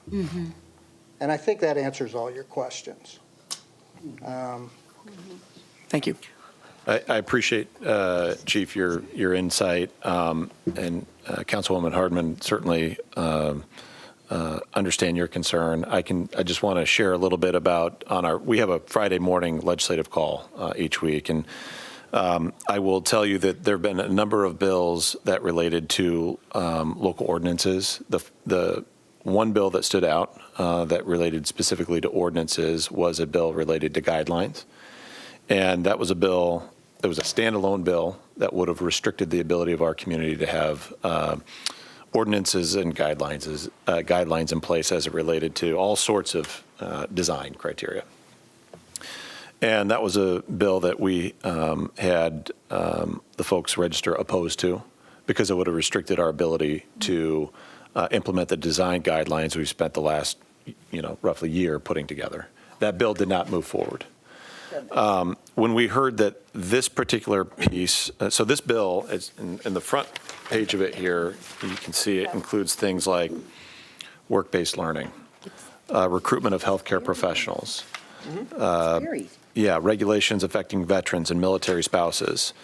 And so there are a lot of things in this bill. And last Friday, when we had our conversation on this particular bill, one of the things that came up, and I appreciate Jamie or whoever put this together, is we asked, hey, does this provision, I think Division 10 within the bill, include things related to design guidelines? Is it, what is the extent of it? So this is the first time we've actually received a copy of kind of this explanation. Chief, I appreciate you sharing your concern. I certainly share in that concern. And so I guess what I wanted to say is this is a pretty broad bill. There's a lot of things in here. A lot of things I don't think we would be opposed to, such as work-based learning, although I don't know exactly what's in the bill about work-based learning. And so I do know that I believe we are registered undecided with the intent of explaining, and I know I ran into Linda up at the Capitol last Thursday where I know she was talking with folks in the House and the Senate about concerns specifically related to Division 1 and Division 10. My understanding, Division 1 is in the process of being carved out of the bill, and I understand that there are amendments to Division 10. I don't know the extent to which those divisions relate to, for example, the fire code versus the electrical code, or the plumbing code versus the whatever other codes might be out there. So this is really helpful to see this description, but I just wanted to share kind of some of the conversations we had last Friday on our legislative call. Well, that's very insightful, Councilman McKinney. I really appreciate your insight there. But, I just need to say, and I'm not trying to get political on this dais, but I am here as an elected official to really voice my concerns about things that I think have enormous impact on health and safety and have impact on our folks that we employ to do their jobs and to do it well with the intent of serving this city. And stuff like this is buried in a thing that talks about workplace learning and recruitment of healthcare professionals and then state building codes. What the heck does all of that have to do with state building codes? Not a doggone thing. Not a doggone thing. So I get real frustrated that some of this kind of stuff that affects what we do, and we should be concerned, get buried in all this other stuff that is so irrelevant. And so we, unless our constituents bring it to us, sometimes lose sight of it. So I'm just going on notice to say this bill, the way it is now, is what I see, is not advantageous to the city, is not advantageous to the fire department, not advantageous to our fire marshal. It is a disgrace, quite frankly. That's how I feel about it. That's how strongly I feel about it. It might have some good provisions, but it's wrapped up in all this stuff that is so irrelated. And there it goes again, taking away local control from municipalities, local control from home rule. So I feel better that I vented on this. You know where I stand, and I know where I'm going to get back with this constituent on. And these are the kinds of things we should be a little bit more vocal about. Just because it's all coming up through the legislature, we should be a little bit more vocal on some of the kinds of things that's taken away our rights as elected officials to have our professionals do the things, to be removing codes to save money for other people. I have not got this excited about stuff in a long time, and but I'm real concerned about this. Renee, thank you for saying that. I think I'm very concerned about a lowest common denominator situation as well, as in then our codes would be lowered. And I think to a lot of us up here, that would be absolutely unacceptable. However, one quick question for you, Jamie. I was reading through this, and if you look on the third bullet point at the very bottom of the Division 1 page, and I think, if I'm hearing you correctly, it seems as though Senate File 2361 probably has a couple of wording and kinks to kind of work out, potentially down the hill, so to speak. But that last bullet point, every jurisdiction has undeveloped growth areas. Of course, some of them are zoned. Great. Some of them are woodlands, open space, of course. Yet they have zoning designations that are single. Okay, I get that. These growth areas that are zoned different from their current development pattern and do not meet the context of their assigned, I don't know what that last sentence means exactly. Could you? I don't either, so. Okay, and I maybe it's the wording there. I didn't preempt the explanation. So this is the front page, like the title of the bill. Okay. The bill itself was like, I don't know, 18 pages long. And I'm happy to print it, and I will do that tonight before you leave, if anyone would like a copy, or email the PDF. In fact, I'll just do both.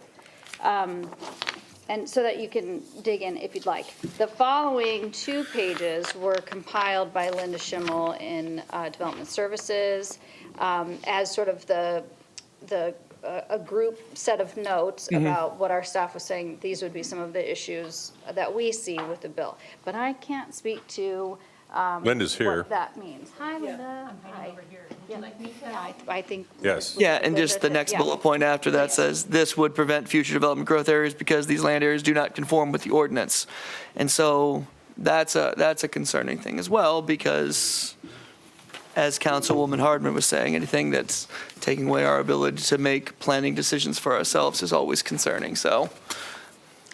Thank you, Linda Linda. Schimmel, Development Coordinator. So what that particular provision was talking about is the way the language is in the bill. The city does not have any ability to enforce their current regulations or future regulations if the area that's designated, and that's another thing, is we're not quite sure how to define that area. If the project going in there does not meet the context of 4/5 of the area around there, we can't enforce a zoning ordinance. For example, if a data center decided to develop kind of on the fringe of town, that's all agricultural. They're putting an industrial use in there. That doesn't meet the context of that area. Footprint, use, infrastructure. And so we would not be able to enforce our regulations. So for example, thank you for that example. For example, on the western side, if it's an agricultural area, but we wanted to put a single-family home development there, that would be among the same thing you just said. It doesn't fit the context of 80% of the area. So unless it's almost directly connected to like development, then it's out based on the wording at this time. Right, and I'm not sure what unable to enforce is. Yeah. We can still zone, we still have that power, but I don't know what that looks like when we can't enforce our regulations. Okay.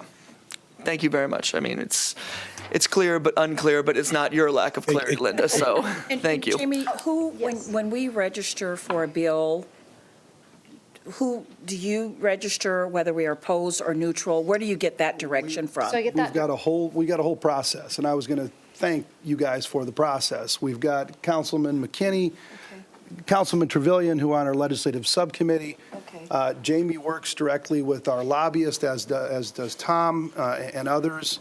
And so I believe you all get together, you have discussions. Sometimes you have discussions with the council if need be to see where we need to register on the bill. But again, as I said from the beginning, there is a strategy to lobbying and to working with people to get things amended. And by amended, it could be, striking the whole thing out, as Councilman McKinney was talking about. But what you don't want to do is come in guns a-blazing, register against the bill, and try to burn the place down. That just doesn't typically work well. And I would say that Fire Marshal Witzel, when he, on behalf of the fire marshals across the state, went on and had a discussion or voiced his opposition to this, I believe the governor's office reached out to him right away to sit down and have a conversation. And those are the kinds of things that can happen if you pursue a strategy of diplomacy and working together to try to make the bill better. And I think at some point in time, if we work to make the bill better, by striking certain sections, amending certain sections. If that doesn't happen, I would assume that the legislative committee of Trevilian and McKinney and Letzring and Haddon and others will have a conversation with our lobbyists and say, okay, we tried the diplomacy, this doesn't work, we need to register against this bill. Yeah, I think that's very well said. The environment is such that even a registration in opposition of a bill it seems to send a signal that we wouldn't even be willing to have a conversation to make improvements. A registration of undecided means, can we talk about this? There are some things that I would maybe have some questions on and like to offer some suggestions. But in this particular environment, it's been my experience and what I'm learning from others that even if you don't register opposed with guns a-blazing, like you said, it's just the optics of an opposing registration means then that person's not even willing to give and talk to me about this bill, or recognize that there might be some good points in here, like the things that you listed that, seemingly we wouldn't have an issue with, but how did it get wrapped up in this other stuff? So it's a very careful process, and also frustrating, honestly. It's not my favorite part of my job. I understand. And I would also say, I would Go also say ahead. this is why we have this process here where Jamie provides these updates so that you can voice your Yeah, concerns and your I have no opinions and, Yeah. and all Voicing those my things. And concerns. I would assume that your constituent is a state senator too, but I don't know, maybe I'm wrong. Yeah, I just want to go, like, Your constituent, I would assume we know who that is, but, yes, we know who that is. okay. 2 questions. Yes, sir. Who are the sponsors? The governor. The governor? Governor's office, which also adds a layer of complexity to Sure. working through any issues that we might have with the bill. Okay. And what is trying to be accomplished by this? That's been difficult to sort of suss out, but, and maybe you folks can correct me if I'm wrong, but my understanding is that the goal would be to attempt to eliminate confusion between home builders across other cities to try to create a uniform code pattern that would incentivize the development of workforce housing, and therefore decreasing the price of creating workforce housing, making it more affordable to produce such housing. Have they come out and stated such? Not to my knowledge. Okay, so then I'm very empathetic to Councilwoman Hardman's comments, and so it appears here that for Councilman McKinney, Councilman Trillian, we've got some work to do. So I mean, I don't really have a say in this, right? But I think You do. You do. That's That's why we're talking about it here. That's why we're Well, discussing I it. think I always. We're aware of this. We've talked about this at the weekly meeting. I just think that government that is local works best for everybody, and this seems to be, Yeah, and I do want to clear up some language here, because words do matter. I'm all for diplomacy, I get that. I wouldn't be where I'm at today if I didn't understand the notion of diplomacy and trying to work with folks that have differences of opinion. But as a person, safety is probably one of the most number one concerns that any of us on this seat should have as it relates to our codes being eradicated that put people's lives at risk. So safety is one of my number one issues in terms of trying to make sure that we are not giving things away to the state that has 3 people of an entire state that makes it very difficult for the folks that we employ to save lives. So as I've said, as I sit on this dais, that's one of the main things that we should be, because we have public safety because of safety. Fire is another part of safety. And so when I see this, and maybe I need to get a little bit more involved in understanding about our legislative process and how it's discussed, but I did not know about this until it was called to my attention. And so that's why I'm asking the questions. You've been very helpful, so have you on the dais.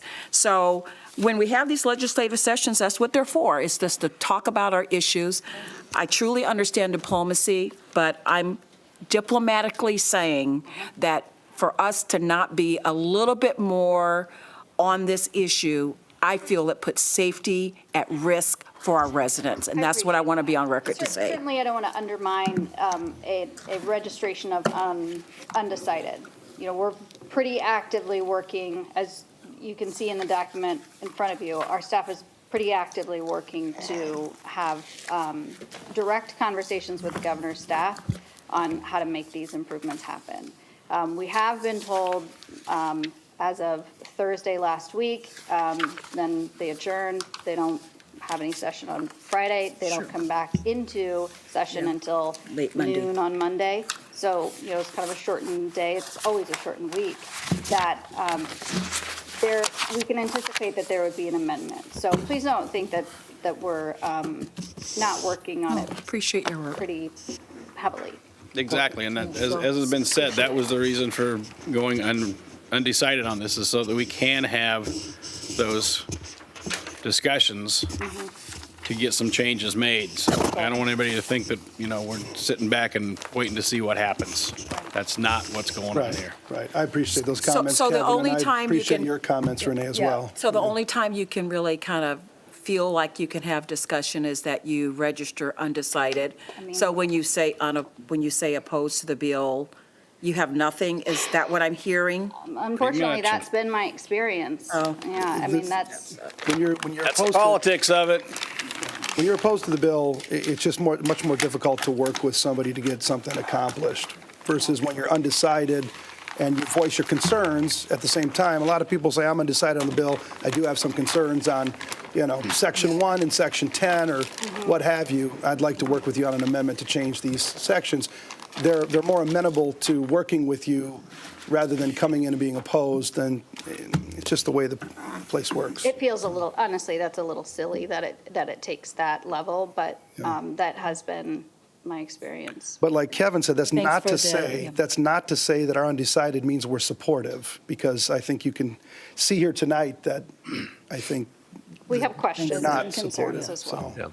Well, thanks for listening. I appreciate you allowing me to bring up my concerns and for me to be able to address the concerns and issues from someone that I heard from. So thank you so much. Absolutely. Thanks for your Thank you. comments. Thank you, everybody, for your comments, and thanks to our legislative committee for all the work you guys do, too, and for Jamie giving us this updates. And now we'll move on to, we've got one other item, update on the comp plan update. An update on the update.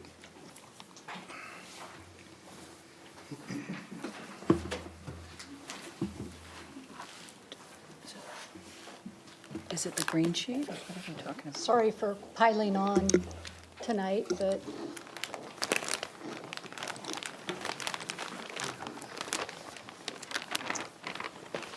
okay. So we intend at the next city council meeting to have a workshop with you on the comprehensive plan update, all in preparation of trying to get this moving forward to approvals, ideally May. Before we do that, we want to do a 30-day public comment period, so we wanted to come back to you. After I finish this little PowerPoint, I'm going to breeze through it pretty quickly. We're going to give you copies of the main document that's been drafted to date for you to look at. The action plan, which is really a strategic plan for how we're going to get this, the comp plan kind of the vision enabled, and then the engineering services transportation master plan. So we're going to give you all, each of these with the request that you kind of look at them between now and the next meeting. And the next meeting will really just be kind of a Q&A. Our own little swag bag, huh? Yep, you get swag bags tonight. See, not going to go home empty-handed. So that's our goal. I'm just going to run through this really quick. We just wanted to kind of give you a refresher. We've talked to most of you about this at multiple different times through the process. So this is really just a real quick refresher. How did we get where we're at today and what we're looking to move forward with, okay? So comprehensive plan, as you know, it's our big picture. It's the vision for what does West Des Moines want to be as we grow up, as we continue to grow and develop. What do we want the city to be? It's that long-range vision for us. It tries to kind of take everything that we do day to day and the things that you approve and the policies that we make and kind of marry them all into that we all are working towards one common vision of what the city wants to be.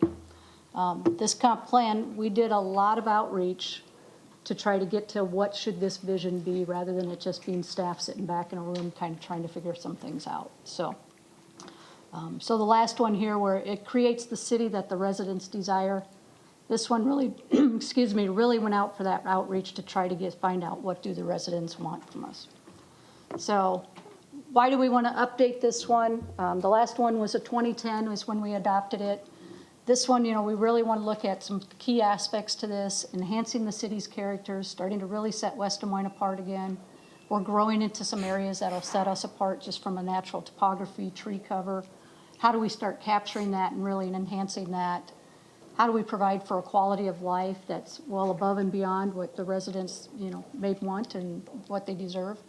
How do we get that mix of housing? We've all talked about it. It's attainable housing, it's affordable housing. How do we run that full gamut? How do we mix that all into the community and have it all work together? Economic opportunities, not only for small businesses, the big businesses, individuals, how do we make everybody thriving from that standpoint? I kind of touched on it, our unique assets, some of the areas we're growing into, some of the abilities we have, how do we capture those and capitalize on them? Sustainability is a big piece. We heard that from residents when we were out. It's part of the West Des Moines 2036 plan that was adopted a few years back. So how do we start making some strides towards sustainability, being more intentional in what we do? Transportation, like I said, you all have Brian's transportation master plan, but how do we keep doing what we're doing, making sure we're safe, making sure we're getting people around the community the best we can, looking to the long range, what's that mean for multimodal, what's that mean for the different trends in technology that may be coming at us. Same thing with infrastructure and our public facilities, making sure that we're forward thinking, always looking to see what's the best things we can be doing and how do we change. Getting out of that habit, just because we've always done it one way doesn't mean we should continue to do it that way. And this weekend is a big, wake-up call. This last one of acknowledging that we are getting more extreme weather events. So how do we prepare for those? How do we create a community that's resilient from that? How do we respond to those things? So again, kind of just the update. Like I said, we're incorporating strategies from the West Des Moines 2036 and the strategic plan that goes with that. This leverages in Parks Master Plan, the Library Strategic Plan, the Economic Development Plans, the Master Transportation Plan. It tries to take all of those and kind of marry them up and make sure that everybody's kind of working together on what they're trying to achieve. We're not trying to dictate what those departments all do with their plans, but just trying to make sure that we're all kind of headed in the same direction. Lynn, can I ask on this particular item, will it also include the work that's being done with the Historic Valley Junction master planning and the transition areas and things like that? That will come into play, but it really will come into play more from the zoning aspect once we take that next step to the zoning. So we'll touch on that a little bit of kind of the old developed part of the town versus the undeveloped part of the town. This is definitely much more focused on the undeveloped, but it's with the idea that we will kind of come back in and go back through the developed part of town and figure out how do we start applying everything through that too. Well, and I have to say something on that because that was the direction that Steve gave. It was just, he didn't want to go into the developed parts of town and start messing with that at this point in time. So the direction that he gave to staff was, we need to look at the comprehensive plan and update it, but let's do that for the parts of town that are essentially undeveloped or not as developed. That was the direction he gave. That's why we're doing it. Well, yeah, and certainly we can take this approach that you're going to see through this or that you've seen with the new land use plan. We can paint those colors on the developed part of town. What we don't have in place is just what we're running into in Valley Junction. I don't have the zoning tools right now to make sure what can go in there under the new plan is compatible and cohesive and looks at that context and really reflects it and doesn't just shoehorn in something because somebody can. So it's really the zoning piece that needs to come into play before we can push this back over the rest of the community. And so will that zoning piece happen citywide at the same time? Yes. Okay. So that'll be actually the April 4th meeting. The zoning consultants will kind of come in into you and talk to you about where our code is today and how do we start moving it towards getting all the pieces together. So just kind of continuing along a little bit here, why the update, as we've talked before, a lot of flexibility. We don't really have a comp plan that can change with the market trends. It's very detailed, as we're finding with the sweet shots. It's commercial, but unfortunately it specifies one type of commercial, and there's really no need for that kind of thing. So land uses that are reflective of the context, transportation that's reflective of the context, getting some of those pieces that we really just haven't done a great job of in the past. So as I touched on, we have done a year-long outreach with the community. These are a lot of things we heard. Basically, it's a lot of keep doing what you're doing, but give us a little bit more. Capitalize on that Raccoon River corridor. There's not too many communities that can say they have a green belt that runs from their east border to their west border. Affordable housing is a big thing. Diversity and making sure everybody's feeling welcomed in the community and having a little bit for everybody. Being walkable. All those ideas came up over and over again. We're not going to give you the printout for the outreach plan. On the memo on the dais is a link to it. So you can go into that and take a look and see what all we've asked people and what everybody had to say. So we tried to build it off of those things. So as I pointed out, sustainability is one thing. The West Des Moines 2036 is a plan that we're trying to incorporate into this. One of those strategies in that plan is that environmentally sensitive areas are protected. So that is one of the goals. That's one of the things we started looking at when we did this plan. When you start looking at the topography, the tree cover, the drainage areas, it starts telling you naturally what kind of land uses should be where.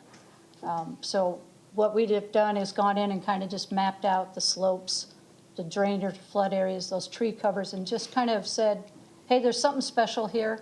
We're not going to say you can't touch them at this point, but we want you to be aware that there's something that's going to take a little bit more effort when it comes in to develop. The other piece that was big is the walkability. People freely admit they're not going to give up their cars, but when they have time, they want to be able to walk to different places. They want to be able to, walk down to the corner grocery store or whatever it is, take their kids on those walks. So we want it to make a very conscious effort to make sure that all of our residential areas, or as much of our residential areas, are within a quarter mile or a half mile walk of those commercial areas, so they have those opportunities. You can see on the map there's some holes in it. That's really a reflective of our topography that we're getting into. There's going to be some areas you just really aren't going to be able to make that easily walkable. It's just nature of what we're getting into. So if you take a look at this map, on the left-hand side here is our existing comp plan. The streets, you can see them in the yellow and the blues and the greens on there, very much a grid type development for it. Large areas of certain land use. Not really looking at what's the context of the environment when we set these up. The middle one starts laying in those environmental characteristics that we talked about a little bit. You can kind of see once you start looking at that grid system's really not going to work. You've got lines that are crossing creeks 3, 4, 5 times for one road. It's really not feasible to do. It really doesn't set itself up. So as we get to the right one, that's now starting to overlay those environmentals with the streets. Eric's done a great job of taking a look at those streets and really taking a look and saying, where can we make them work? What kind of that network that we're going to have? Areas that we can't get that network in tells us that we're going to have land uses that just don't generate that much traffic. So it allows us to start looking at it and trying to figure out where those colors on the map should be and why they should be that way. So the current comp plan has 24 different land uses on it, and it pretty much mirrors up with the zoning code. This one, what we've done is taken it back down to 5 different types of land uses, and then we've built in some intensity levels. So your typical open space is the green. Detached residential, it's no longer called single family, it is detached residential, meaning that is the only product type that kind of can be allowed in there by right. Mixed residential starts allowing them to do a little bit of both. You may have a single-family neighborhood right next to that multifamily neighborhood. It kind of starts setting that stage for a different type of environment to happen. Multi-use low is what we consider kind of today as our neighborhood commercial areas. Smaller building footprints, less intense uses. It is the neighborhood little, I'm going to walk down to the corner market. I'm going to stop in a smaller area. Multi-use medium. To us, that's more the community commercial. That's the University Avenue, 98th Street area. More intense uses, but it's still not your highest intense. Your highest intense is a regional commercial, kind of falls in line with that multi-use high. And then the same idea with industrial. There's an industrial low that really doesn't have any impacts, or very impacts that we could mitigate if we needed to, versus an industrial high, which is much more your manufacturing, much more of your outdoor materials yards, storage yards, different things to that effect. And then the hatching on the map is those environmentally sensitive areas. Again, there's a color under them. It's developable. It's just making awareness that when somebody goes into that area, it may take a little bit more effort for them. So these new land use classifications, I kind of just ran through this with you. It just kind of breaks them out a little bit more and starts laying them into how this all works together. You can kind of think of the mixed residential as a little bit of our orange and our brown on our map today. The purples are really our red, our blues, our grays, our oranges, and our browns are all kind of mixed into that area, and then the industrial's typical gray type deal. So when we kind of rolled back and went to a more of a broader land use category, what we felt we needed to do was have a way for people to kind of still have a good understanding of what may be coming into the area next to them. So we kind of went to this place type idea. It's kind of a new planning tool that a lot of communities are using it. We're using it in a little bit different way, but it is something that's coming into play. And you already know what they are. When I say open space, when I say commercial, you already get an instant picture in your mind of what they are. So it's already a very common thing. So at that highest level, you know it. We're going to take it to that next level and start looking at that context of the area. What makes up those areas when you get into those? It is the land use. It's the setback of the buildings. It's how much parking you have. It's the density. It's the height of the buildings. All the things that you've kind of been dealing with in Valley Junction, this is the same idea here. So it's kind of, we're already headed down that path of trying to recognize what's in that area in context and how do we make those all come together. So when we kind of looked at those details, we ended up running into 21 place types that we felt fit the city. 3 of them are pretty general, more your open space recreational uses. I think there's 9 in the residential that takes you everywhere from that rural residential all the way up to a very high density apartment complex. And then all your kind of non-residential uses fall into the commercial, office, and industrial. So to us, like I said, some communities are starting to use this, but really they're taking the place types and they're putting them right on their map, which to us takes away that flexibility. As soon as I paint it and say it's going to be an office place type, I might as well just paint it the office land use and put it right back on the map.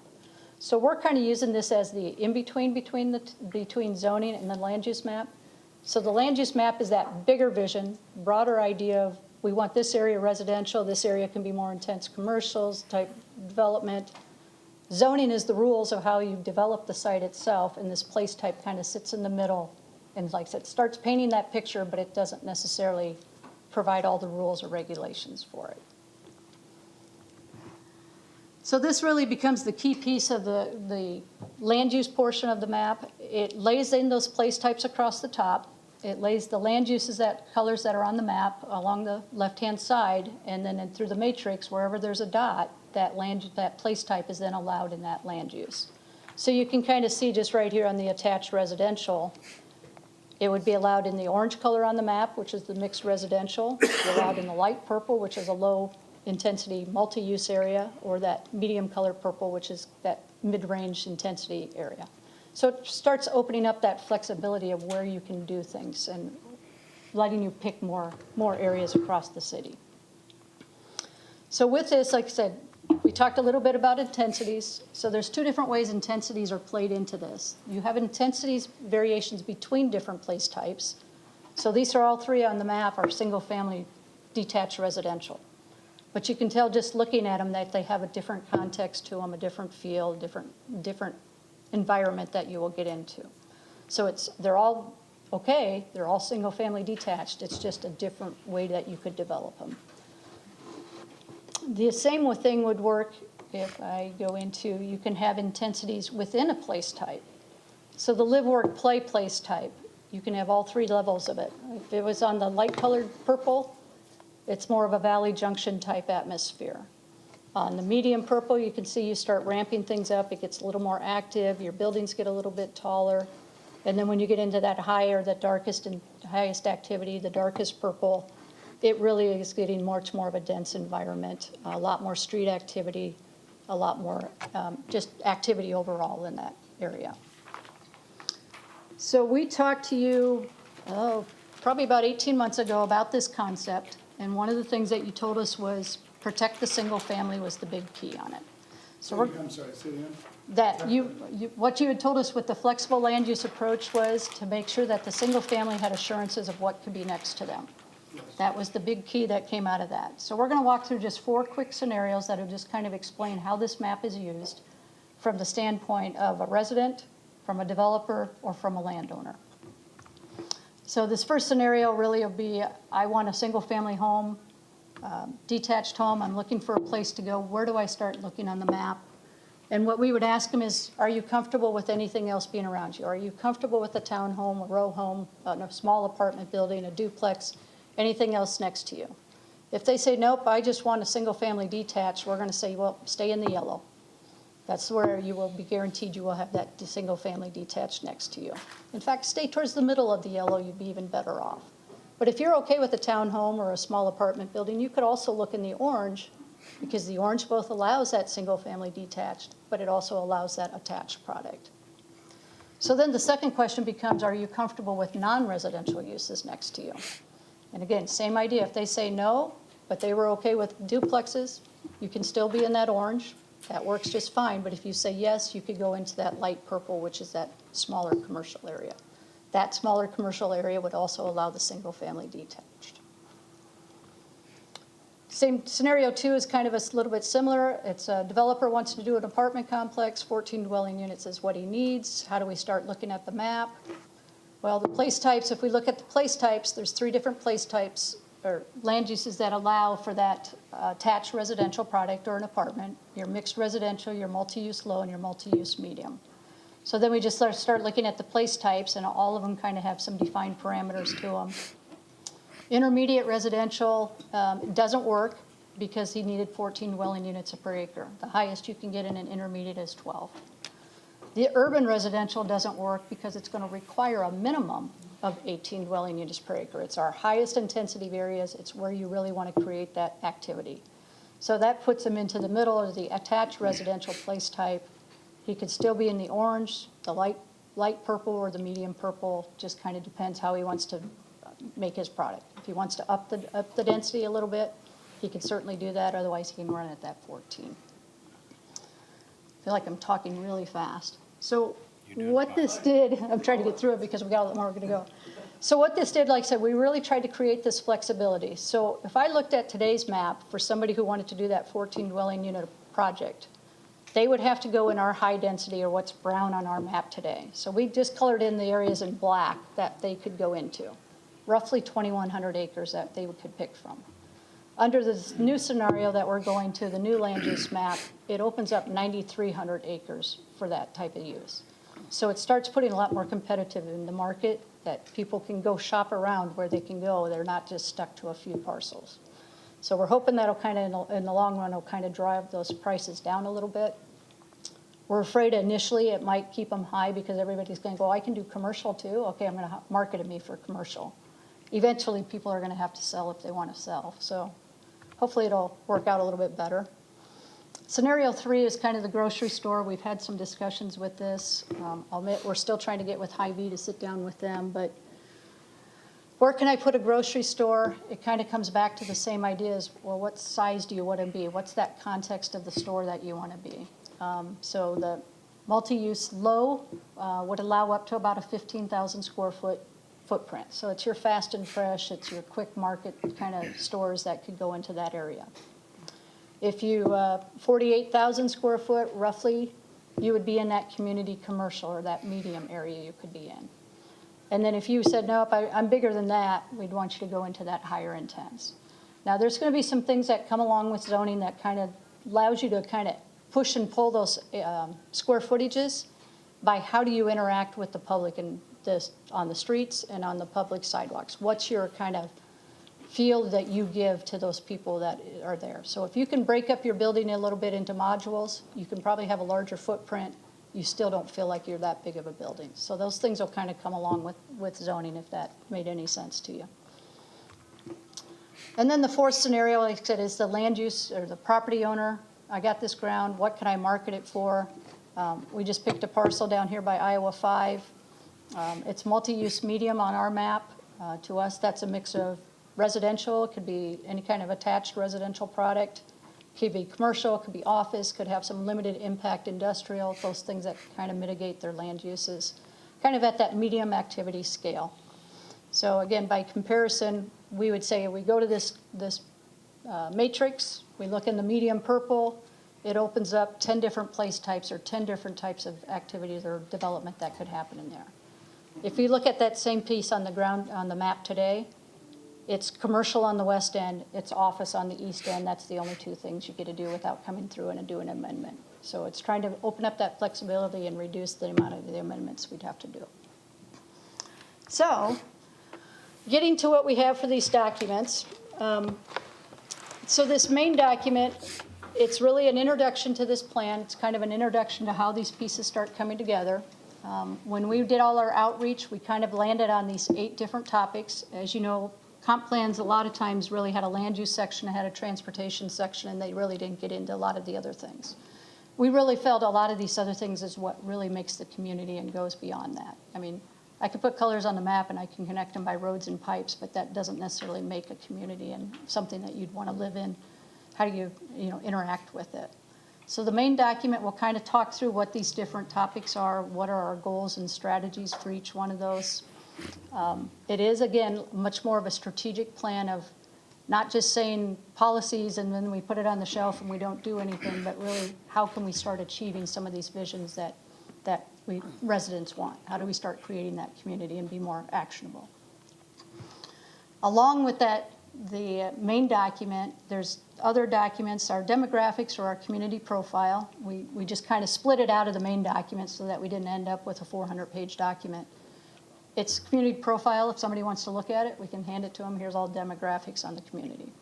The outreach and engagement, again, it tells you everything that we asked of whatever group we've asked, the focus groups, what their answers were. It gives you every detail on that outreach and engagement that we did. And then the other piece is, the key one is also then this action plan. So again, this is really that strategic plan. It takes it and identifies for each one of those categories. It has an overarching goal. It has some strategies in here. You can see on this main document, like I said, the main document really has the goal, the strategy, and an action item.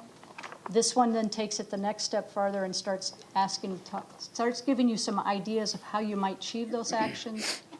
It lays out who is the lead department or who gets to be responsible for kind of trying to make strides on that action, and then puts a priority to it. So we're going to kind of ask you to look at that document, this document, and see if it aligns with things that you think we should be doing.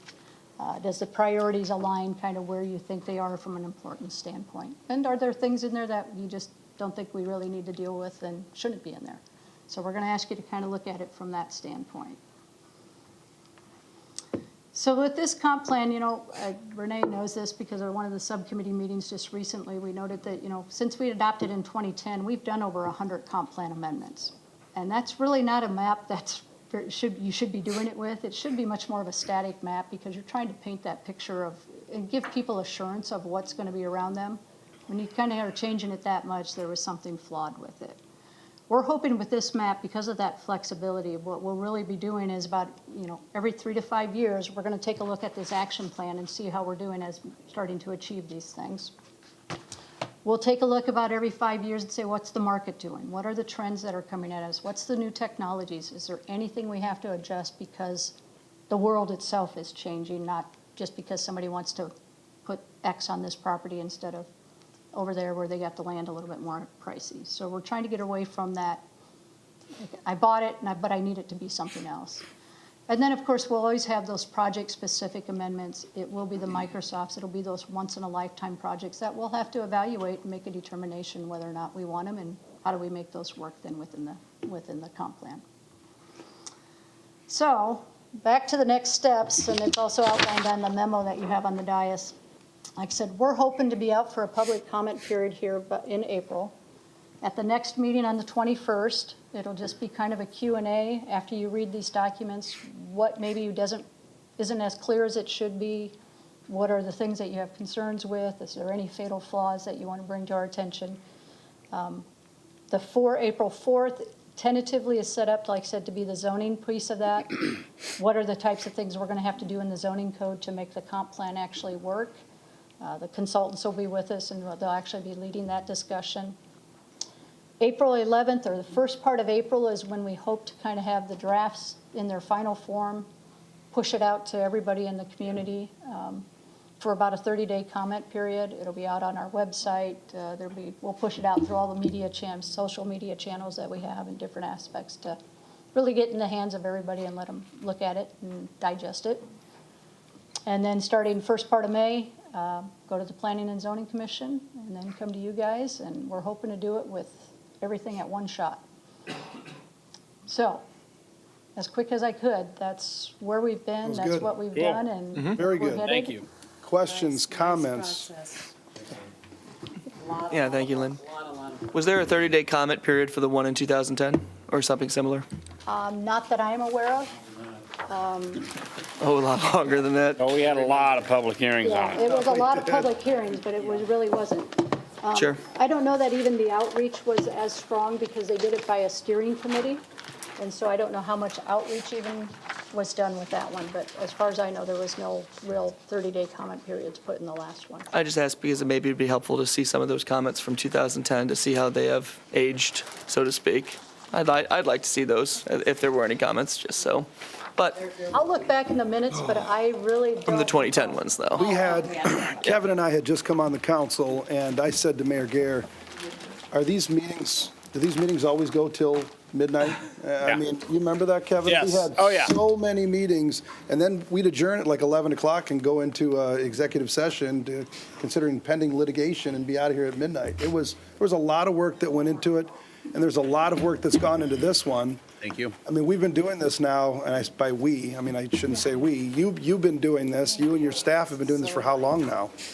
I mean, 3 years. 3 years. So every 5 years, typically you want to update the comp plan, and it's taken us 3 years to this point, because there's been so much that has gone into this, so much public outreach, like you said, involving everyday citizens and bringing in and sitting down with the developers and people, the landowners. You guys have just done a phenomenal job to get us this point. And as I said when we went through this, I want to make sure that it's our job to make the best city that we can. It's the developer's job to make as much money as they can. And, hopefully at some point in time, these two things, meet in the middle, and people can be happy. But it's our job to make the best city, not to make the most money for people. But we do need to sustain the city and make sure that we're able to support the services that we provide to people, and that's extremely important going through this. Question for you, the mixed residential, you were talking about duplexes and different things next to single-family residential. Is the mixed residential, is that where that's going to allow for that, or? Yep. Okay. So, right. So in the orange, you could have a single-family development right next to a medium-density townhome development or Sure. a small apartment complex.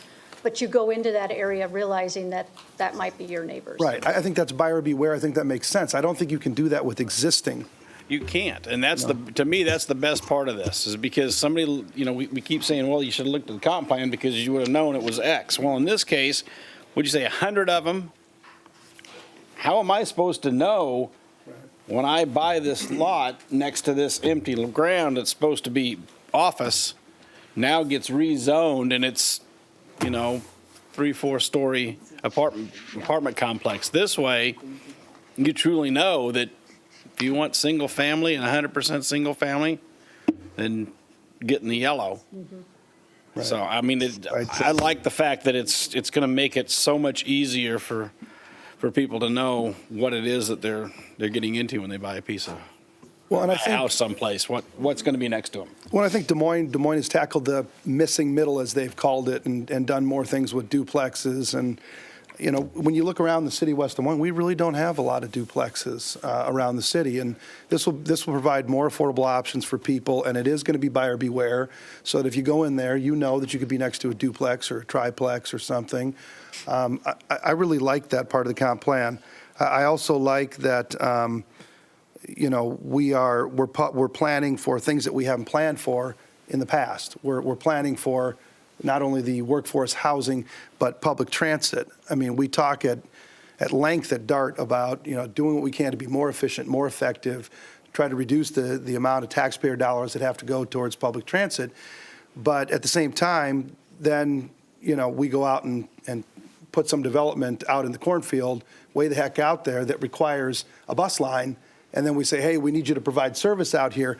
And I don't want to pay any more for public transit. Well, that doesn't work. So I appreciate that you guys are taking that into account. And through DART, I've encouraged all the cities to take that into account in their planning. And to the extent that we can, I think we should. Mayor Gare always said you can't determine where development goes. Well, sometimes that's true. The market will do what it wants to do. But The other thing I would say is, we're doing what makes sense, not what makes political sense, and I like that. But at the same time, I will come around and say that some of the things that some of our developers, landowners have said that have been repeat comments, like I know we've gotten something about the building footprints, that comment seems to have been repeating through a number of people who are concerned that they maybe can't do a grocery store then, if somebody wants to come in and do a grocery store because the size of the footprint that's limited. And I do want to address some of those things that are repeating. That really, those are all addressable. We've addressed it many times. I have to say that there's been more outreach by this department than, I mean, the summer before the pandemic, they were all over the place, all over the city, continue to meet with developers, large landowners. They have touched, I mean, I think there's going to be a big difference with this plan from the last one you experienced, because they have talked to about everybody to get their input. So versus before, I don't think maybe you had, or some people weren't happy, I don't know. But I think Russ, we know what you're talking about, and I think those are very addressable issues with our plan. No, I appreciate that. The only other concern I have is I like the flexibility, and we've talked about this when we sat down one-on-one and went through it. I like that flexibility because we've had so many comp plan amendments, and it does make sense to give that flexibility, and it will help with development going forward. But somehow to try to strike the balance between that flexibility and giving somebody a known thing, they know what's going next to them, that's going to be difficult for those people that do that due diligence. Somebody might say, well, I'm okay living next to single-family residential. I'm not okay living next to medium-density residential, kind of like we had tonight. But if something can be single-family or medium-density or, multiple number of things, it's kind of difficult for somebody to know what they're getting into. But it is still buyer beware. But at the same time, though, Russ, to me, it makes it more solid because we're not as apt to go in and do the comp plan amendment because somebody bought this piece of land and, well, land prices were too high, so I can't make single family work, so I've got to do this. I mean, we made a lot of those comp plan amendments so that the new property owner can make money on it. This way, this is where you need to be because this is the piece of ground that your project can be on. So, I think it's great. I look forward to it. A lot of work goes into it. Yes, thank you very much. Thank you so much. What you do, you're going to not please everybody. Any other matters that anybody would like to raise at this point in time before we adjourn? Okay. Don't eat it too hard, Russ. We are adjourned.